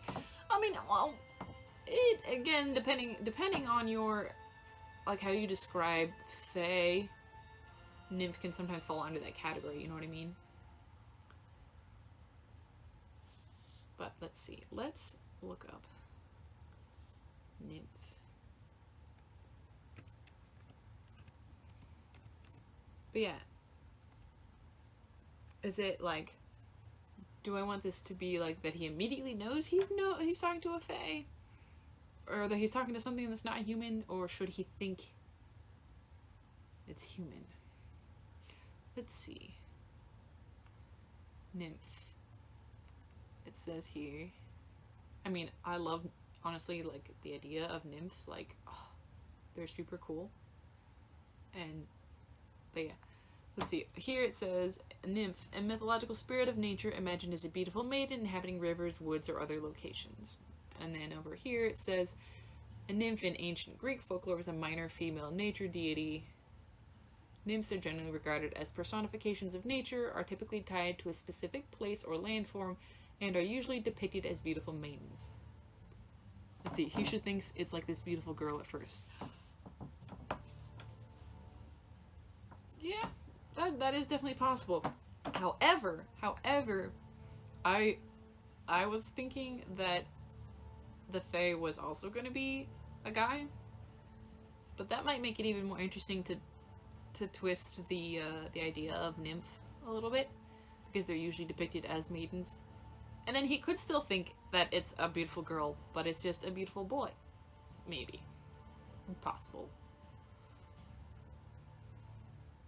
That might be interesting. And like, if it's, she's got like, if this, haha, far-fetched, far-fetched, I mean, you know, there are, okay, there are so many, like, beautiful people, boys and men and women in this world, like, ugh, you just look at somebody and you're like, wow, they're beautiful, just regardless. But, you know. Anyways. But, like, nymph-wise, like, I mean, I don't want to inhibit your artistic expression. Oh, no. That's cool. No, I get it. But nymph-wise, right? Like, nymphs I kind of picture as having, like, green hair and stuff. But, in today's modern world, lots of people have strangely colored hair, so that wouldn't necessarily mean that if he met this person with green hair, that he thought there was something weird about them. He would just think that they had green hair, right? And then, like, later on, he'd be like, were there actual leaves in their hair? Like, that might be interesting.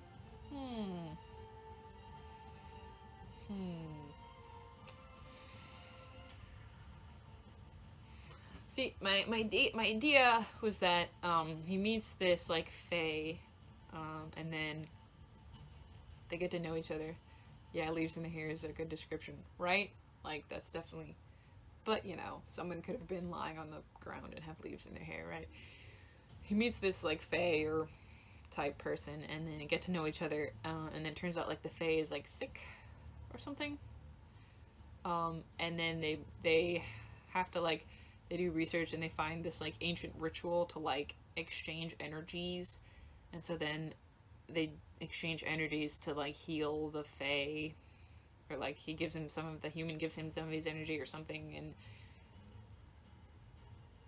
that heals him, or something like that. It's a very basic idea, but, like, that's kind of what I wanted to go with. I don't know if it's going to be something that I'm trying to do, like, novel-length story, or just story. It says, yeah, that sounds brilliant. I feel like somebody has to suffer for it. I'm probably, like, you generally don't get, like, in, like, really good stories, you don't get anything that's super great without someone giving something up, so that'll be something I will definitely have to think about, but,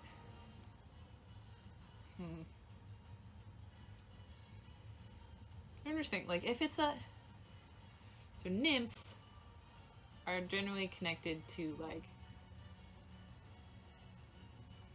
well, usually what I've seen is nymph being connected, I think, to water. And then, or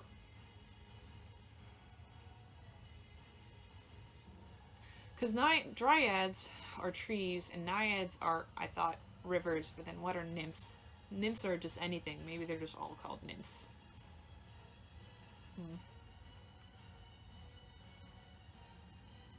Nature deity. Nymphs are mainly forest, I think. Yeah, that's kind of what I thought. Some of this just random stuff I'm seeing here on the internet, it says nymphs for... let's see. It has kind of both, like, rivers, woods, and then the one that says a minor female nature deity, which that's really general kind of thing. Yeah, nature, yeah, like you said. And then this one says nymphs were usually associated with fertile growing things such as trees or with water. They were not immortal, but were extremely long-lived and were on the whole kindly disposed toward men. That's just one particular thing that I read. You know, the internet, Google. Yep. And then, see, this one says, a nymph in Greek and in Roman mythology is a young female deity typically identified with natural features such as mountains. Oh, okay, hold on. How about a nymph in a dying forest? Oh, yeah. A nymph in a dying forest, that would... Let's see, this here says, mountains is Oreads, trees and flowers is Dryads and Miliae, springs, rivers and lakes, Naiads, or the sea, Nereids. Okay, yes, so I've heard all these words. So nymph is like the big term. Dryad is like what's associated with the tree. Naiad is with the water. Let's see, a dying forest. Could be a dying forest. Let's see. And he meets them.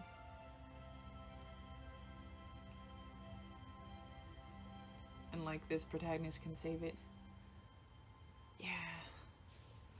That would be cool. Or you could do like, is this a bit cliche if he's like the son of like a rich developer or something that is gonna like cut the forest down? Like, is that too cliche? And that he could save, just like why he's like out in the forest and like going on why he would care. Or maybe it's just the fact that, like, he actually didn't care that much about the forest, but then the nymph, the dryad, like, helps him to care, makes him care.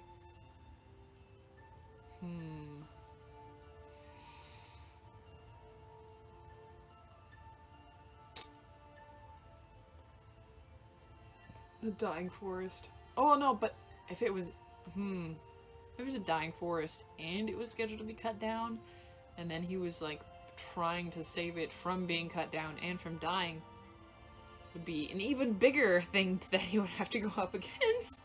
That's...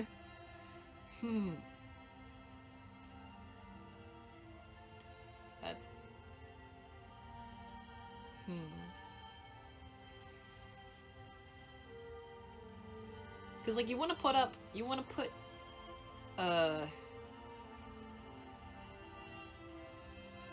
I literally just forgot the word, like, things they have to get through and go against. Anyways, you want to put obstacles in front of your main character of your story, but not too many. Yes, obstacles was indeed, I think, the word I was looking for. Because, like, you have to put obstacles in front of your main character, or just your characters in general, but, like, they have to be overcomeable. Even if it's, like, there's only, like, a little bit of a chance of being overcomeable. But, like, son of a developer who wants to do something with this land because it is a dying forest. Because it is a dying forest. So that would make it even harder for him, like, to be able to save it. But, is that too much?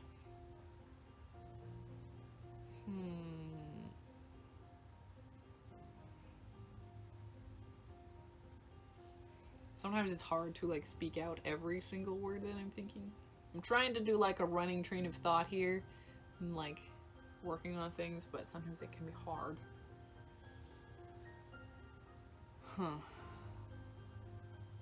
do it. Yeah, no, but okay, so, like, it's a forest. It doesn't necessarily have to be, like, a super big forest, right? Just, like, a small forest, and it is dying, and so he just is interested and, like, goes out to look in the forest and meets this person,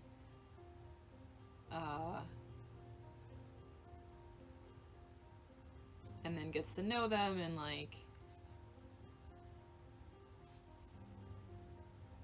and starts to see what they see in the forest, even though it is dying. I don't know, maybe it might have to...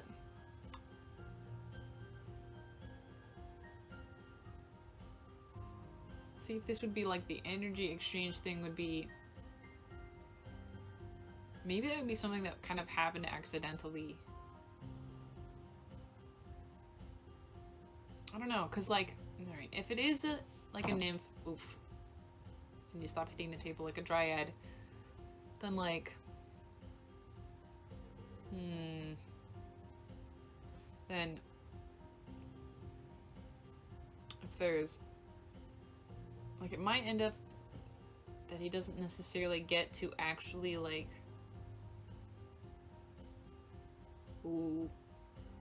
like, actually save it. But, like, he, like, takes, like, seeds and then plants them somewhere else. So, like, you think that he failed and that he lost contact with this person, and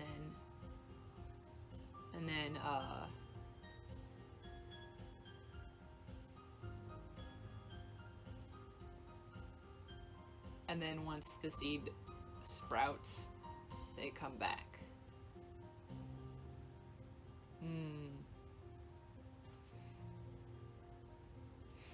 That might be good. That might be good.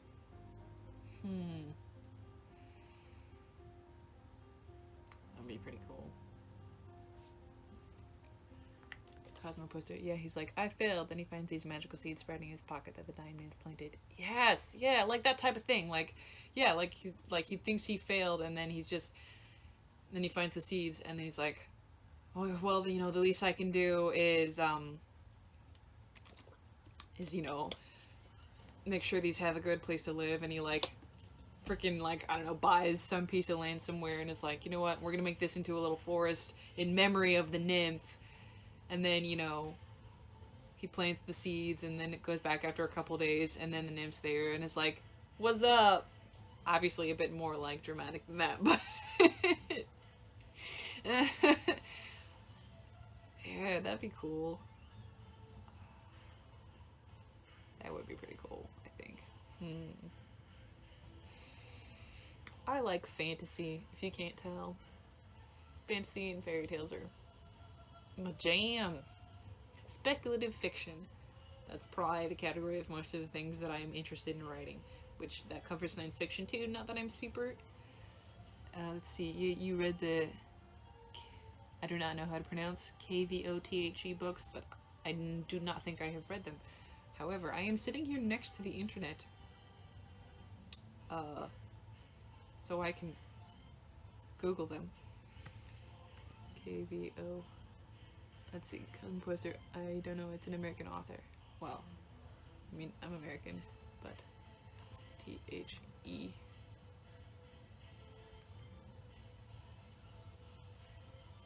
Are you talking about King Killer Chronicle?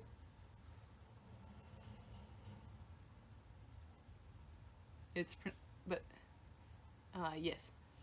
I have not read those, no. Fantasy series. Oh, it's by Patrick Rothfuss. I've heard that before. Oh, wait, hold on. I have the pronunciation for that word right here. It's Quoth. Quoth. Like quoth, but beginning the same and as the Yiddish term kvetch. So, Quoth. His fantasies, an adventurer, a musician. Ooh. That sounds neat. I will have to leave this tab open so I can put that on my to-be-read list on Goodreads. I love getting new books. This is so great. I've only had a couple people on the stream, but I've already have, like, books to add to my to-be-read list. Bonus. Unexpected bonus. So, do you like those books? The King Killer Chronicle books, then? Let's see, the Mighty Gorp, what books I just got here. Well, we had been talking about stories that I was working on, but we got way later talking about books. The King Killer Chronicle, in particular. I have not read them. The main character's name is pronounced Quoth. I just found this out. Right, but I have not read the books, so... But I'm going to put them on my to-be-read list. Because they sound interesting. And I've heard that Cosmopwister, yeah, for sure, he's been holding off releasing the last book for about 6 years. 6 years?! Dang! How many books even are there? Shoot. Hold on. Let me just... Cosmopwister, I know, right? 6 years? Hold on. I'm gonna click here and see how many books there are. What does it say? How many? Whoops. Nope. That didn't give me what I wanted.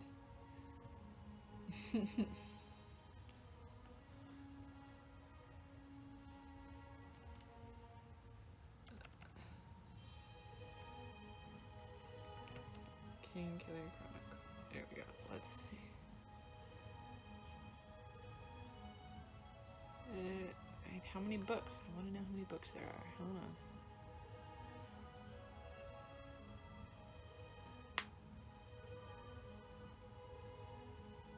Okay, so Cosmopwister, I mean, I could tell you two books so far. And The Name of the Wind and The Wise Man's Fear. That's... And so there's a title for the third book, but it's still not released yet. Dang. I remember, I remember one time, I found this cool series that involved, dragons, as in, like, people that could, Cosmopwister, Doors of Stone, I'm holding my breath. Right? I would probably be the same way. I found this cool series about, like, dragons, like, people that, like, could shapeshift into dragons and were dragons, like, they discovered they were dragons, but it was set in New Orleans, which is such a cool setting, and there was, like, one of them was called, like, Dragons Wild and something. There was 3 books, and I got these books and I read them, and the last book ended in literally a cliffhanger, and I went to look for the next book, and there was no next book, and the author was dead. I was very upset. I was like, you've gotta be kidding me, like, right? Like, I was like, oh no! It was so interesting, and, like, I loved the setting of New Orleans, like, ugh, the Mighty Gorp, yeah, that sucks. I had that happen with the series once. Yeah, and, okay, so, I know a little bit about Game of Thrones, and I'm not super into it, but, like, I can't imagine, like, waiting for Game of Thrones if you read the books. Cosmopwister, what were the books, though? Let's see, one of them was called, let me look them up. If I could type, I would be able to tell you. Oh, here we go, hold on. Whoop. Alright, so Dragons Wild was the name of the first one, and it was by Robert Asprin. And the guy's name is Griffin McCandles. So, but I think there was, like, 3 of them, and I own all 3 of them. But, yeah, the author has passed away, and I was really sad. But yes, the Mighty... I'm also curious as to what series that happened with you, because I love books, and we've talked a lot about the story I'm working on, and I don't mind just talking about books now. That's totally fine. But yeah, the series that I was talking about, the first one is called Dragons Wild. And there were 3 of them, and they were really good, but there's no more. Urban fantasy, I do like urban fantasy. That's what they are, since they're set, like, now in New Orleans and whatever. But, yeah. The Mighty Gorp. Hold on, it was a co-author of a book. I gotta go look. And then Cosmo Poster. Thank you, I'll check it out, but I'm also a bit hesitant.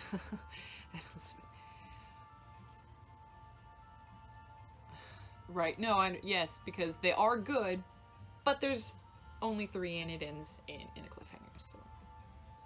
By the way, in case you were wondering, my first name is Avital, which is the first part of my username, but I know it's strange, and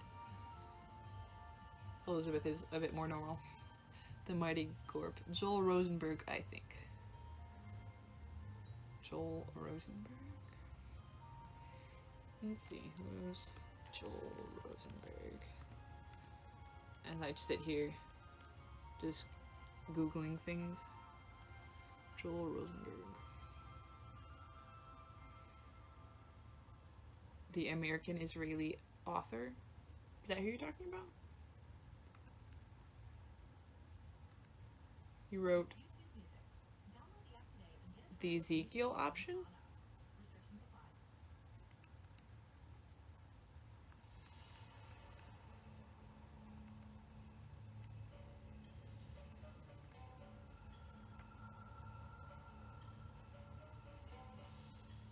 That's what popped up for Joel Rosenberg. But yeah.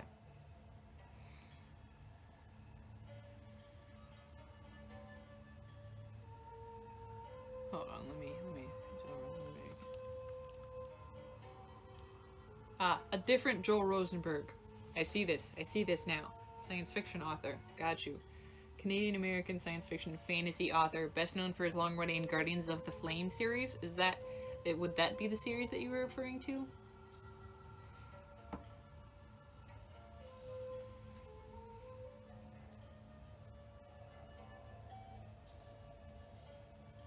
It was down a little ways in the search, not the first one, sure. And Joel Rosenberg isn't, I guess, that unusual. The name, huh? Yeah. But would you be talking about Guardians of the Flame series, which I don't think I have heard of.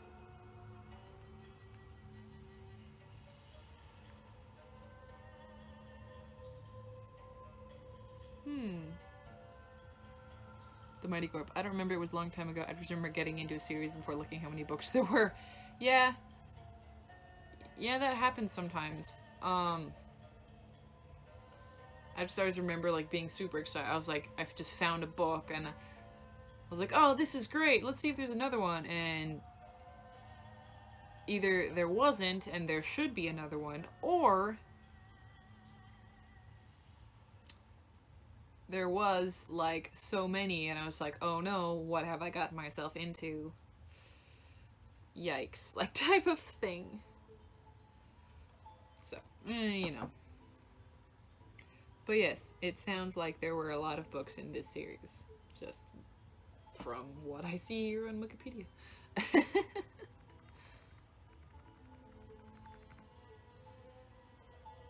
Cosmo posted, by the way, Patrick Rothfuss is, like, actually streaming on Twitch. He's just not writing. Oh, what? That's so rude, Patrick. How dare you, Patrick?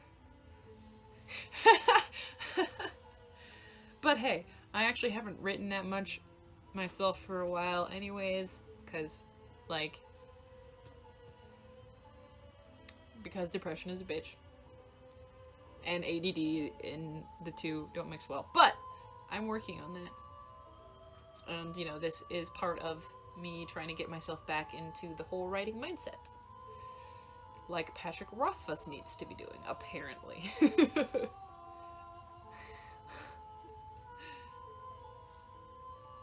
But, you know, it's all good.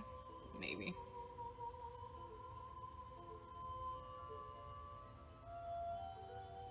Cosmo poster. Let's get back to your Fae book. Okay.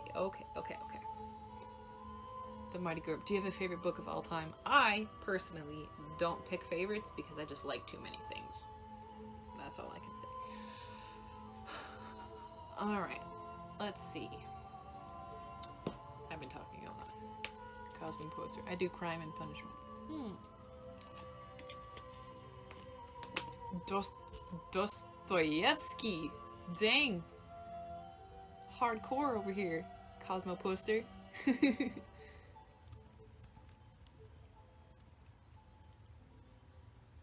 I have never read any Dostoevsky.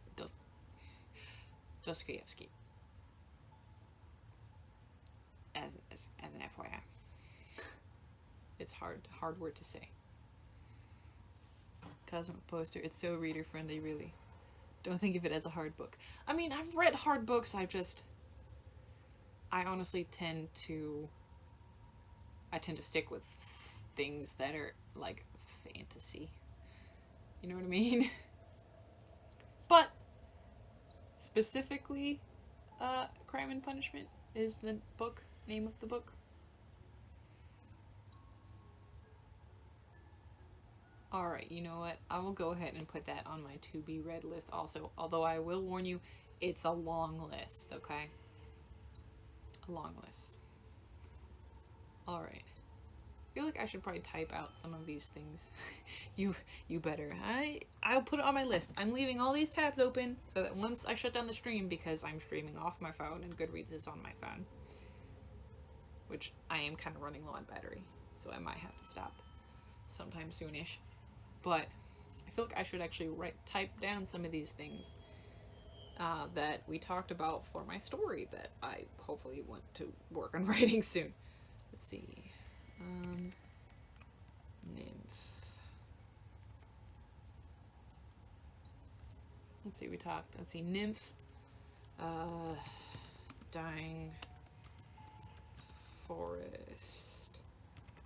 Let's see, human is son of developer. Let's see. I failed. Finds magical. The mighty corp. I like your Vader on the Imperial Walker. Oh! Wait, where is that one? Where is it? Is it? Oh, it's over there. Yes! It's great, isn't it? Cosmo poster. I don't know if this is weird, but imagine that human being actually related to the demon destroying the forest. Well, that would be another twist. That would be another twist for sure.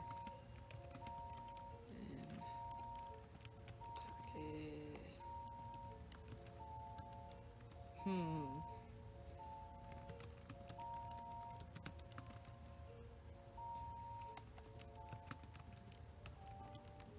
pocket.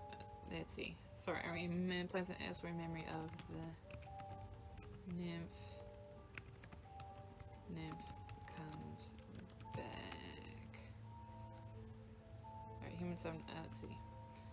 There's the human is the son of the developer that wants to cut down forest, and it's dying anyway.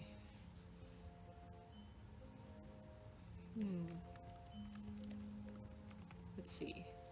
Cosmo poster at the mighty. It's a girl meeting a nymph in a dying forest. Yes, it is. It is.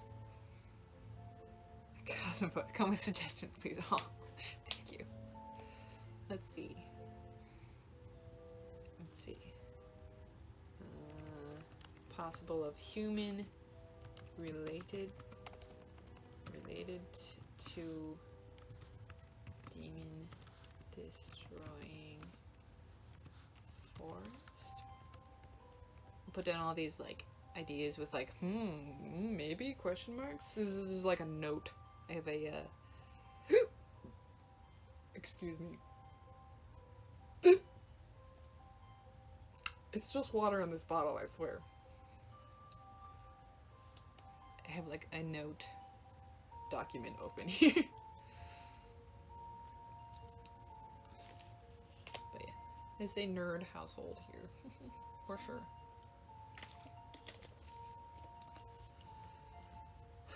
Alright, so.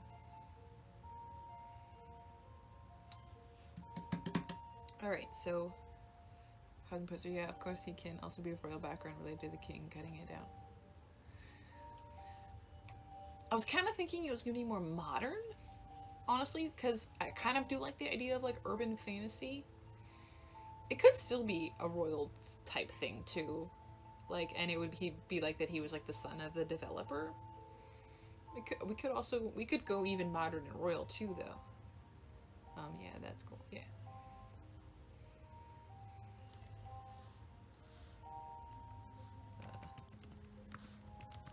But I'm writing down ideas, anyways, like, king that wants to cut down forest.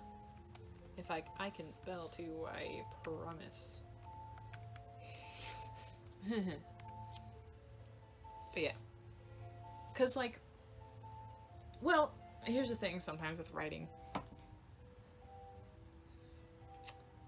The more things you make up, the less you have to worry about, like, getting things correct. But then you also have to remember, like, your world. You know what I mean? Like, you have to remember and, like, write down and keep straight all the details of your own personal world. So you'd be like, am I setting this in a real place and I can just look at, like, real maps and stuff? Or am I gonna invent a place and make up a map? Or not make up a map, but, you know, just make up a place in my head or whatever, you know what I mean? So, it's kind of hard, you know. You gotta decide, like, which way you're gonna go about it or whatever.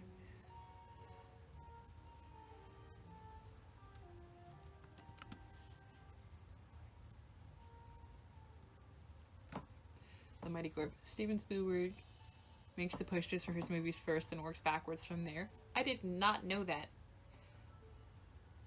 That's neat. The funny thing is, I actually had a dream that sort of, like, had a few basic ideas of this, which is where this idea is coming from, of, like, a guy meeting, like, a fae creature in a forest and them getting to know each other, and then, like, the fae thing was, like, sick, and then the human guy had to, like, do something to, like, make the fae get better.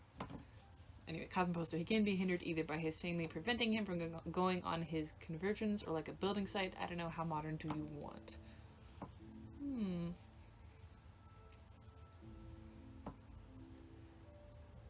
The Mighty Corp. What is a fae? Are you talking about fairies? Yes! Yes, I am talking about fairies. Fairies is another word for it, yeah. How modern? I was thinking kind of like modern now, though. But, like,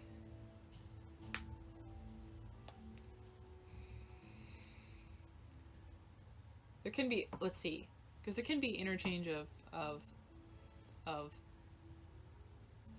the forest is dying, could be that his dad wants to cut down the forest and develop it because I want to use it for this and it's dying anyway, so it's fine. And then the dad could be related to something that's causing it. Or not, or it could be something else. The antagonist, I guess, if there is a specific antagonist, is it the dad, or is it something else, something magical or something mundane?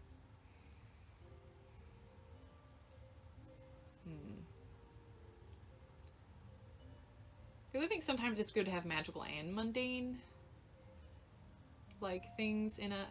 Okay, so... Cousin Poster, I like demon thingy personally. Like, something supernatural. But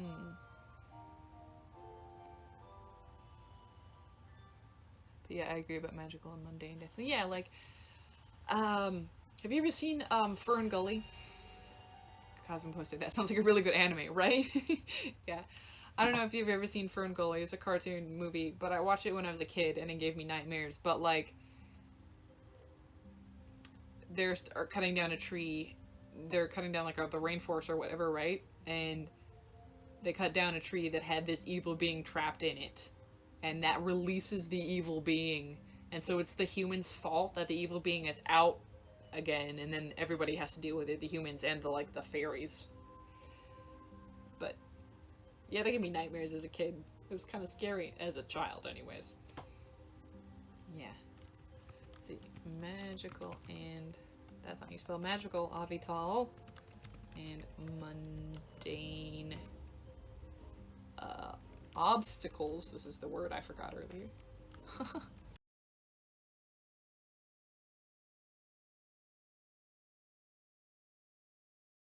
Yes, because words are easy to forget.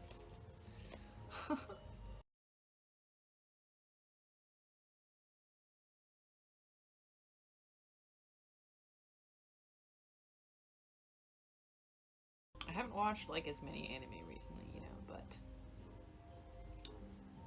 I do still like it. I've just been rewatching things lately because it's like comfort media to rewatch the things I've already watched. Magical and mundane obstacles, like dealing with the dad, and the dad maybe is just entirely mundane. But then there are also magical things to deal with. Yeah. Yeah, that's good. That's good.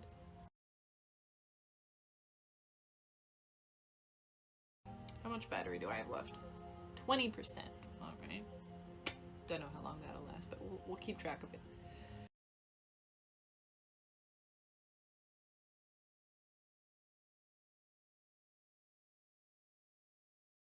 Charge it.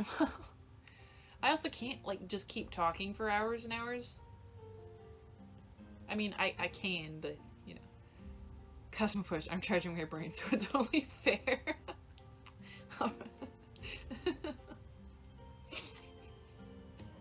I suppose that's true. I guess.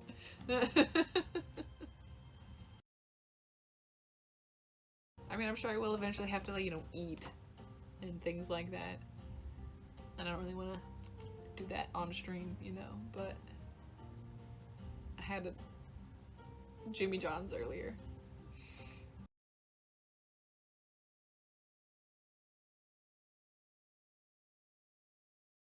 Let's see. Right, magical and mundane obstacles. The Mighty Corp. I'm feeding right now, while you're also not talking. With your mouth. Cosmic Twister. I'm also thinking about a dam. It's either going to overflow or renourish. A dam. That's a possibility. Let's write that down. Dam? Question mark. Maybe that's far-fetched, though. Hey, I will take everything into consideration.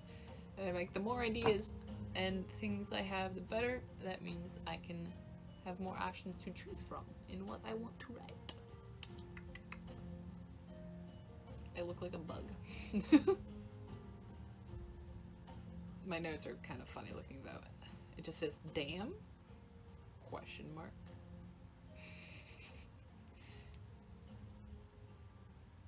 Yeah, but let's see.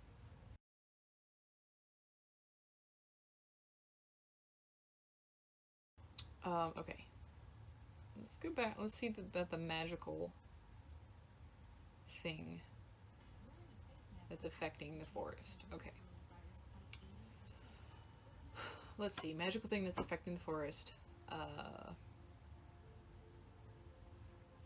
Alright, let's see.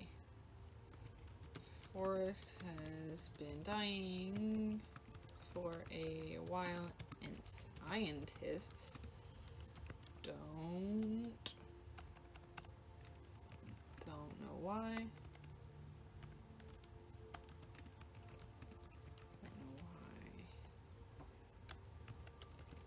Magical reasons. Something against the nymphs? Question mark? Something against the nymphs.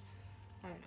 Again, I think this would be where I would have to, like, expand, like, my sort of magical universe. Like, what, like, magical creatures are present in this particular world that I'm writing about, right? Like, if there's something like the nymph that's maybe more benign, then there probably also is going to be something that's more malignant, more adversarial, right? Like, what is going to have a reason to want to kill the forest, right? Like, what type of supernatural being is going to want to kill the forest, and for what reason? Like, there has to be a reason, right? There can't just be, oh, I want to kill the forest, like, just for no reason. Like, there's got to be a reason. Yeah.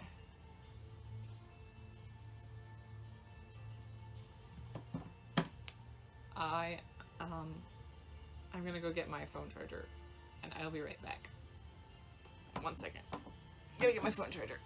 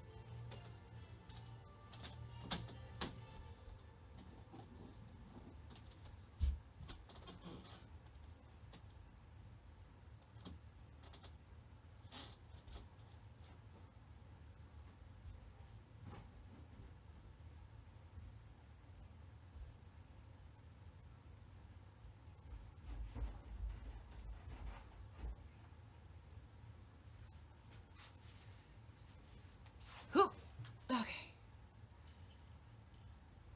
Phone charger. Not pooping. Extinction of human race. Like, as if that force is playing something important. Important. That's a thought. Hold on. I have to also actually get an extension cord. Because this can't reach the power outlet. So 1 second.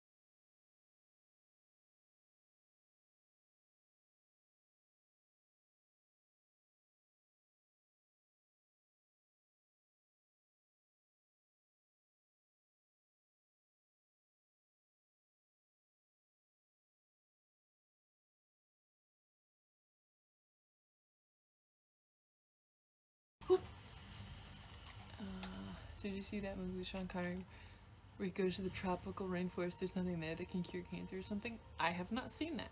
That's Sean Connery is pretty cool though.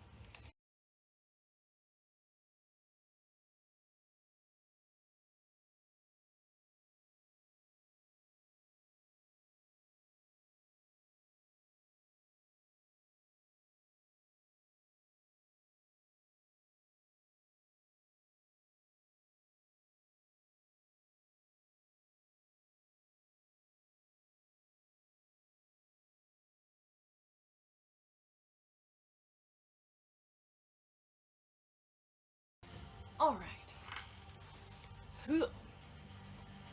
Okay. We have power now for the phone. We were at 17%. Okay.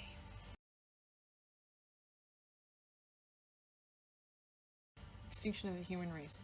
I mean, that would be a good reason, but it's a little bit bigger, I think, than for this story. Like,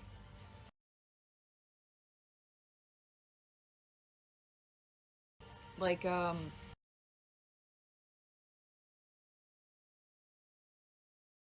like if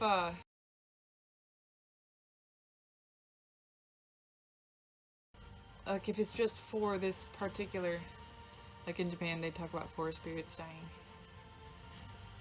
Yeah. Oof. Maybe just.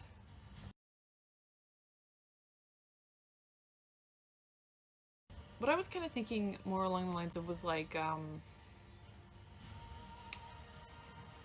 like some type of supernatural being that is opposed to nature, kind of? Like, there's gotta be something like that, right? Like, let me see.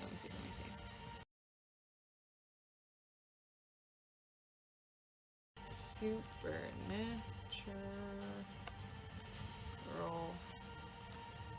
creature opposed to nature. But right, yeah, like, aw.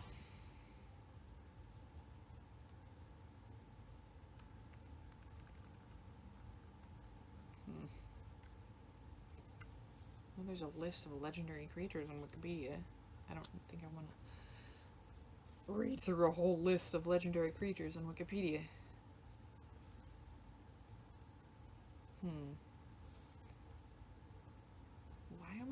Why did Google bring up N named list of legendary creatures? That's so random.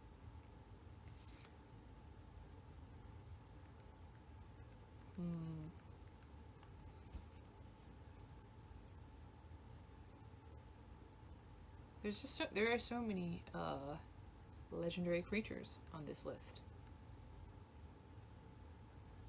There's a monster which appears as a young woman and sucks all the flesh off its victim's body. This is my ADD talking, by the way, because, you know, I'm gonna.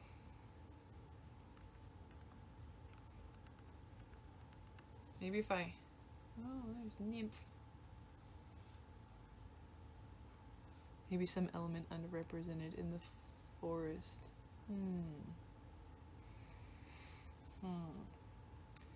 Maybe something that's just opposed to.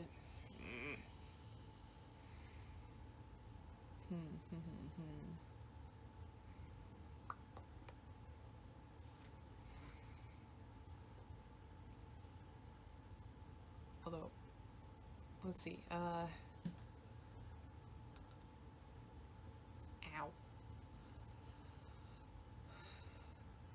Oh.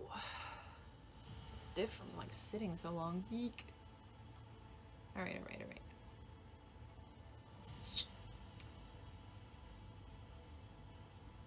What goes it? Well, let's see. Nature, sometimes like nature spirits and like gods and stuff are also related to like creation. Try sitting all day long. No, I don't want to try sitting all day long. Honestly, both my part-time jobs are like active and I'm on my feet because I just can't. It is so hard for me to sit still. If you've been, watching me for any amount of time, you notice how often I shift and move and I'm just like all over the place. Yeah, no, I just can't sit still. I also blame the ADD for that. What do? I work for UPS. And I load the brown package delivery trucks. And I also work at a sub shop. Two jobs, 2 part-time jobs. But yeah. So like nature is often associated with creation. Here we go. The supernatural creature that's just aligned with destruction. Because sometimes there are supernatural creatures that are just aligned with destruction. There's not even necessarily like a reason for it. Supernatural creature.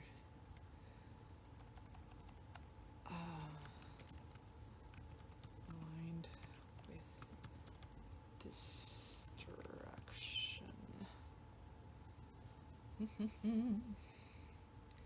No, I don't want monsters and Dungeons and Dragons.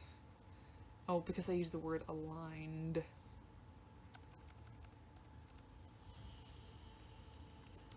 Supernatural creature that likes destruction?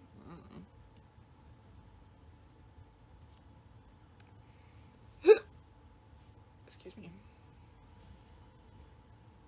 Let's see.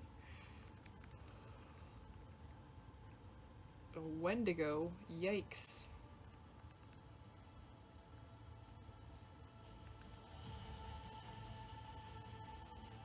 A Wendigo is not here. not what I'm looking for here.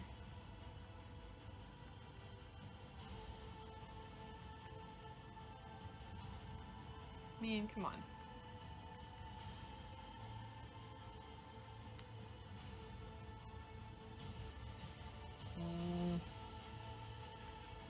I know there are...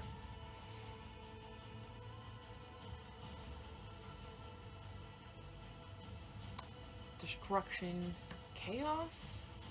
There are sometimes things that just like chaos. Cosmo Twister. Jeez, I got the hiccups right now. Was that you? Maybe I gave you my hiccups through the screen. It's possible, you never know. You should drink some water. Also, because water is good for you. Hail hydrate.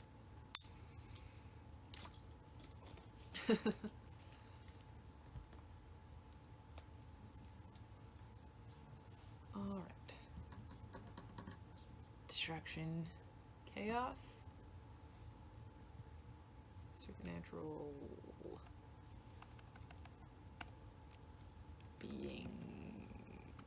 Destruction.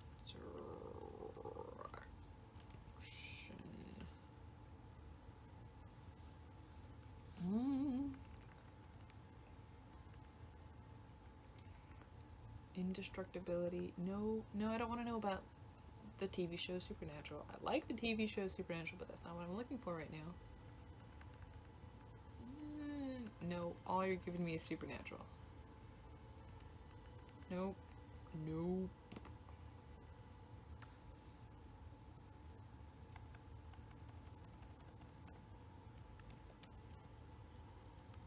Oops, that's not how you spell chaos. Alright.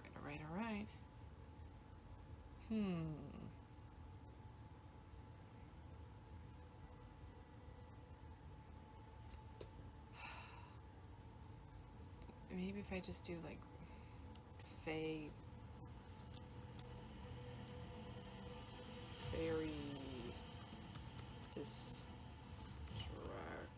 distraction fairy. I don't know.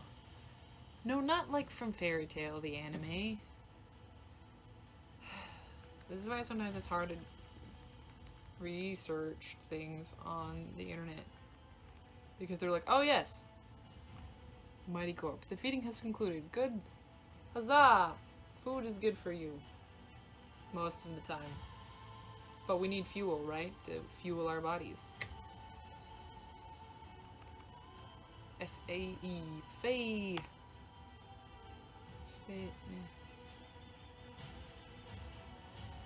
Hello. Yes. Fuel this mortal coil.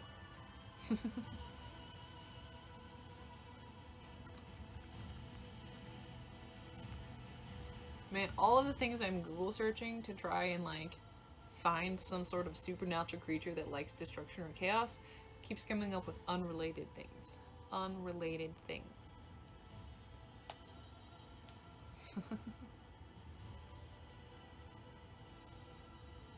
Alright, we're doing good. It's fine. We can totally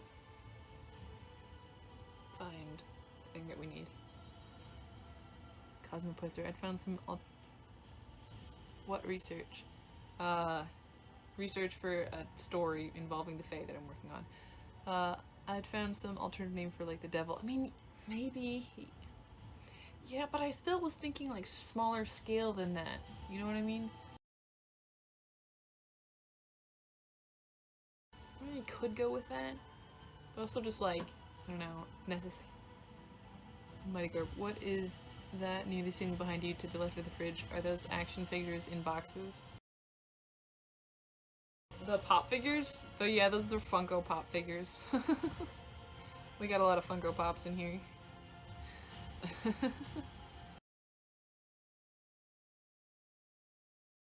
Like, a lot.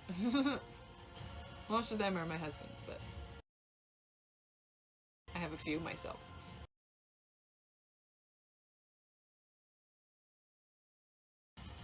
I should probably ask him. Let's see.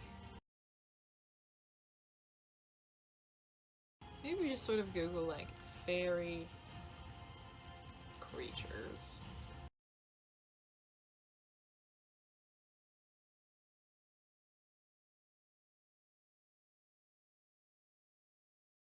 Dwarf, elf, genie, gnome, goblin, leprechaun, orc, sprite. List of beings referred to as fairies. Let's see if this is helpful at all.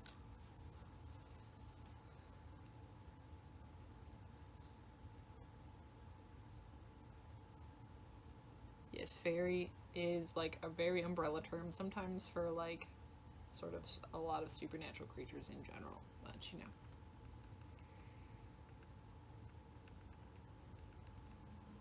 Let's see. Whoop.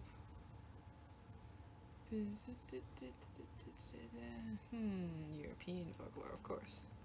The She. Yeah, we know the She.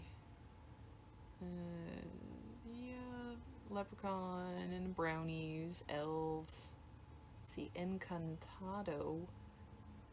In Portuguese, are creatures who come from a paradisical underwater realm called the Encante. It may refer to spirit beings or shape-shifting snakes, or most often to dolphins with the ability to turn into humans.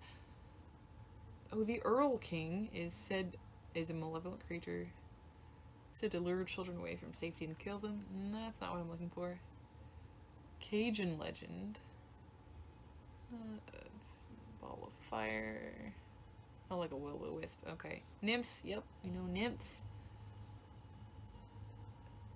Cosmoposter. Balaam of avarice and greed. Alright, hold on. Let me Google Balaam here. Balaam.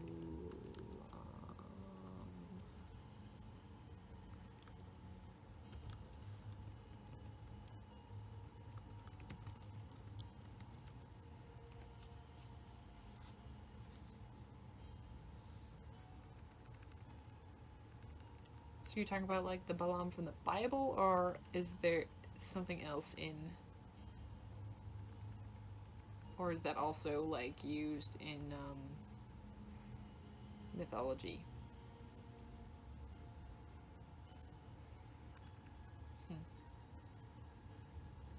I don't know, it's probably biblical, so I don't know.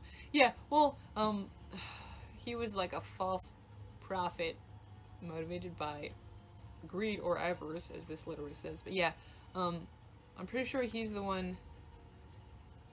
Oh yeah, an insane practitioner of occult power, greedy and covetous of wealth, desired to lead people into sin for his own profit. Oh yeah, and his donkey talked to him to try and make him like steer away from his like sinful path. Yup. Yippers. Greed. Cousin. Yeah, sorry, I'm really. No. Like, I appreciate that you're suggesting anything at all. Like, I do absolutely appreciate this very much. Like, I didn't even necessarily expect anyone to come on. It's like I said, I haven't streamed very much.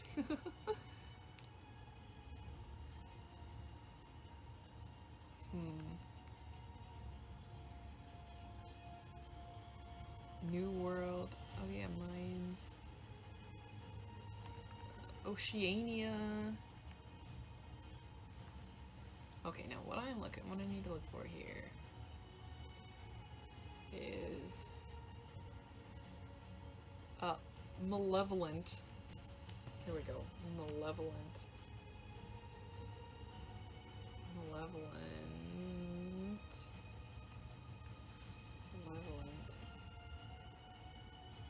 Supernatural entities. There we go. See, sometimes when you're looking for things, you have to like try and find the right phrasing to put into your search parameters or whatever. Like, it's kind of annoying sometimes. I mean, it's 8 p.m. If I was not on vacation from my first job right now, I would already have to be in bed. But I'm thankfully on vacation from my first job right now, so I don't have to be in bed at 8 p.m.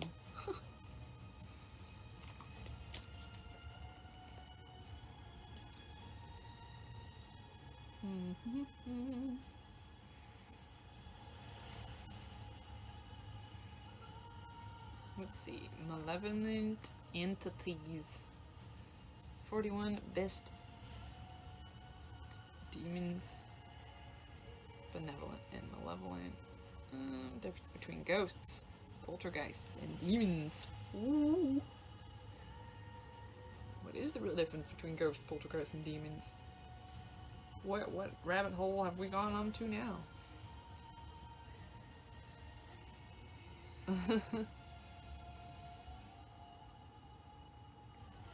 Let's see. What does this say?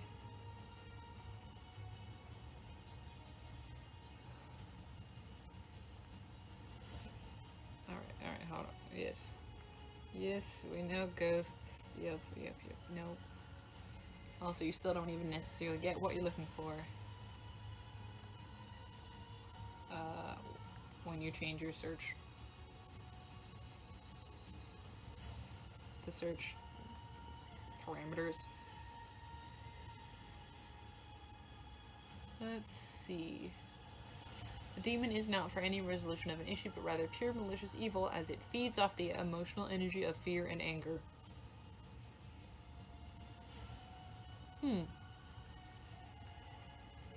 Maybe I should just go with demon, like you said in the first place, huh? I guess it would depend on, you know.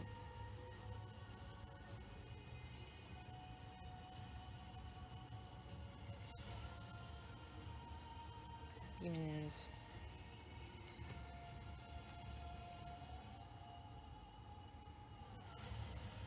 Let's find the Wikipedia for demons, huh?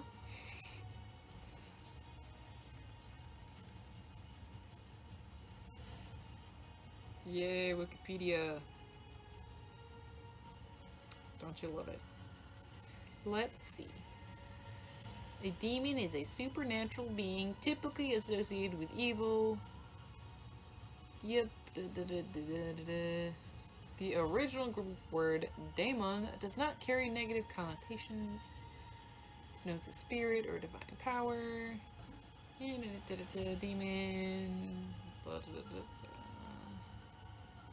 Be conjured and controlled. Oh my gosh, TikTok, go away.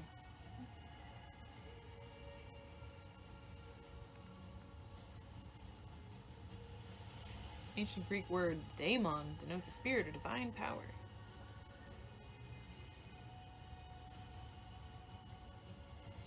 Guess the thing is, like, I don't have to go specifically with one specific thing. Like, I can make up my own thing if I need to. I always have to keep that in mind, you know? Like, I'm not set to any one particular, like, set of mythology or folklore or whatever. If I'm writing the story, then it's up to me, right? That's what matters. I don't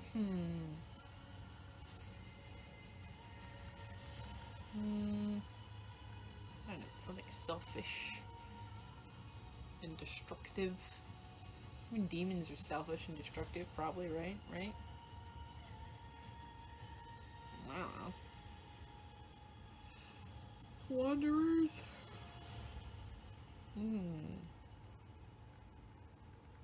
Mesopotamia. Cosmic booster. Yeah, you actually can, like, you could describe it as the power that feeds on nature. Yeah. Let's see. Demon? Question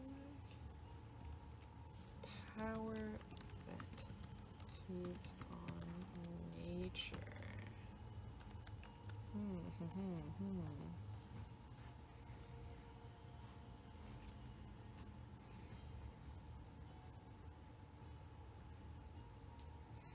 But yeah, like, I always have to remember, if it's my story, I can just make things up. However, it can help if things are based off of pre-existing folklore. But it's my story, so I can do what I want with it, right? Right.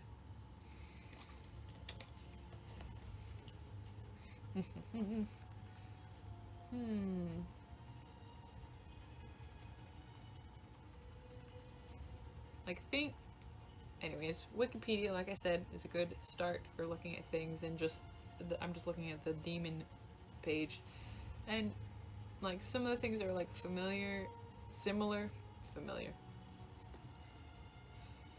but some of them are like a lot different, you know what I mean? It's really interesting.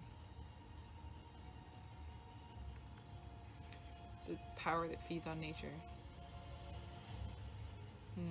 I do like that, like, just that term, like, kind of resonates with me for some reason. I like it. Yeah, and some of the things are, like, saying, you know, demons, like, causes, like, plagues and, you know, blights and things like that. So, it definitely could be possible. Because, you know, that could just be, like, part of their existence, their core. And there are also, like,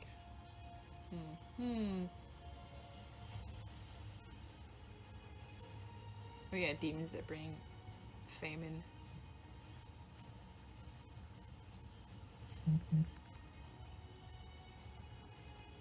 It's very interesting. Yeah.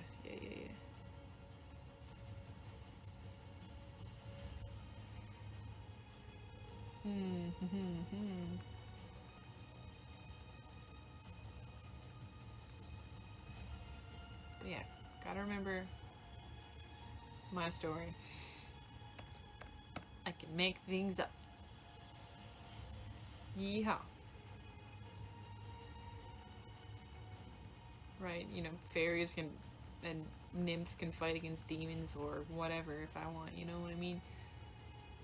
It's like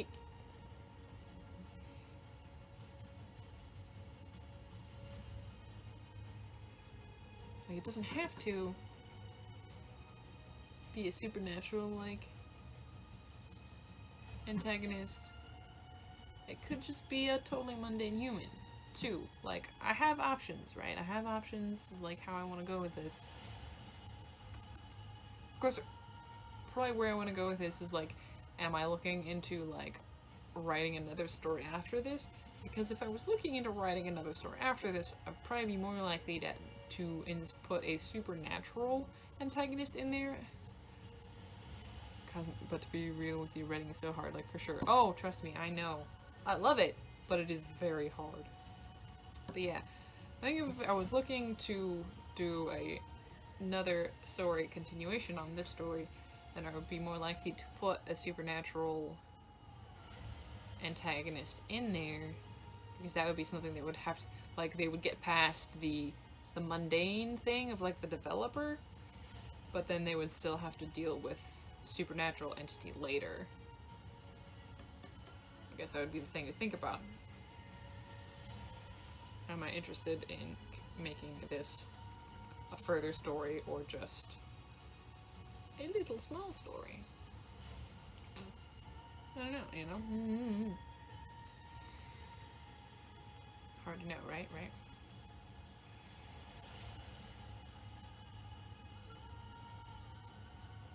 Anger, laziness, envy, gossip, and grief. Those are vices. Ooh, my husband messaged me.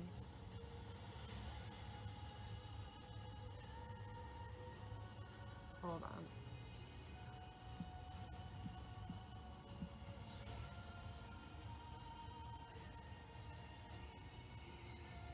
Let's see. It may be about time for me to sign off. Maybe, possibly.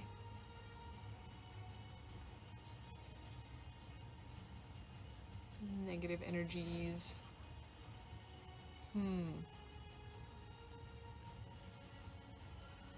What is Empusa? That sounds. What is Erinyes? Also known as the. Why is this word familiar? Erinyes? I don't know. Goblin.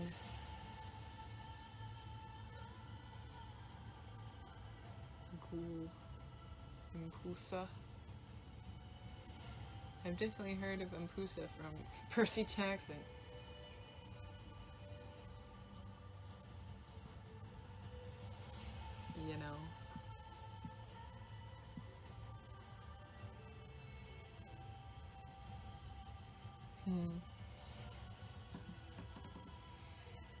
Alright, well.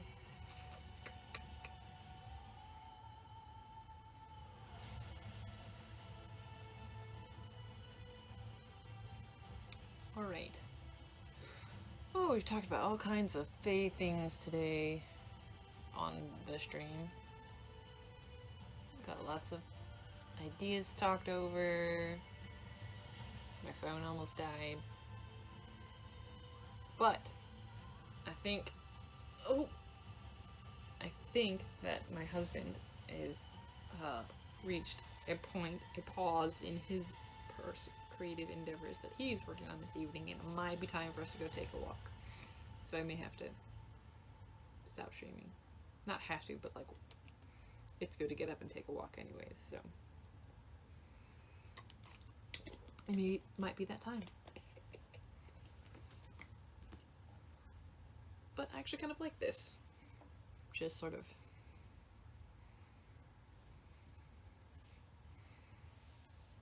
talking to people. Okay, have a good one. Thank you. I will.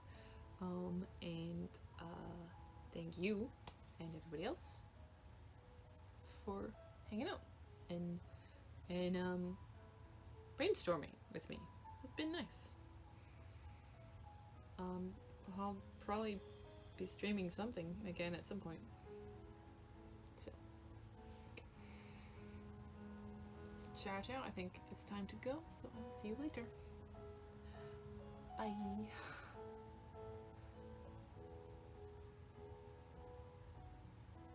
If I can hit the button.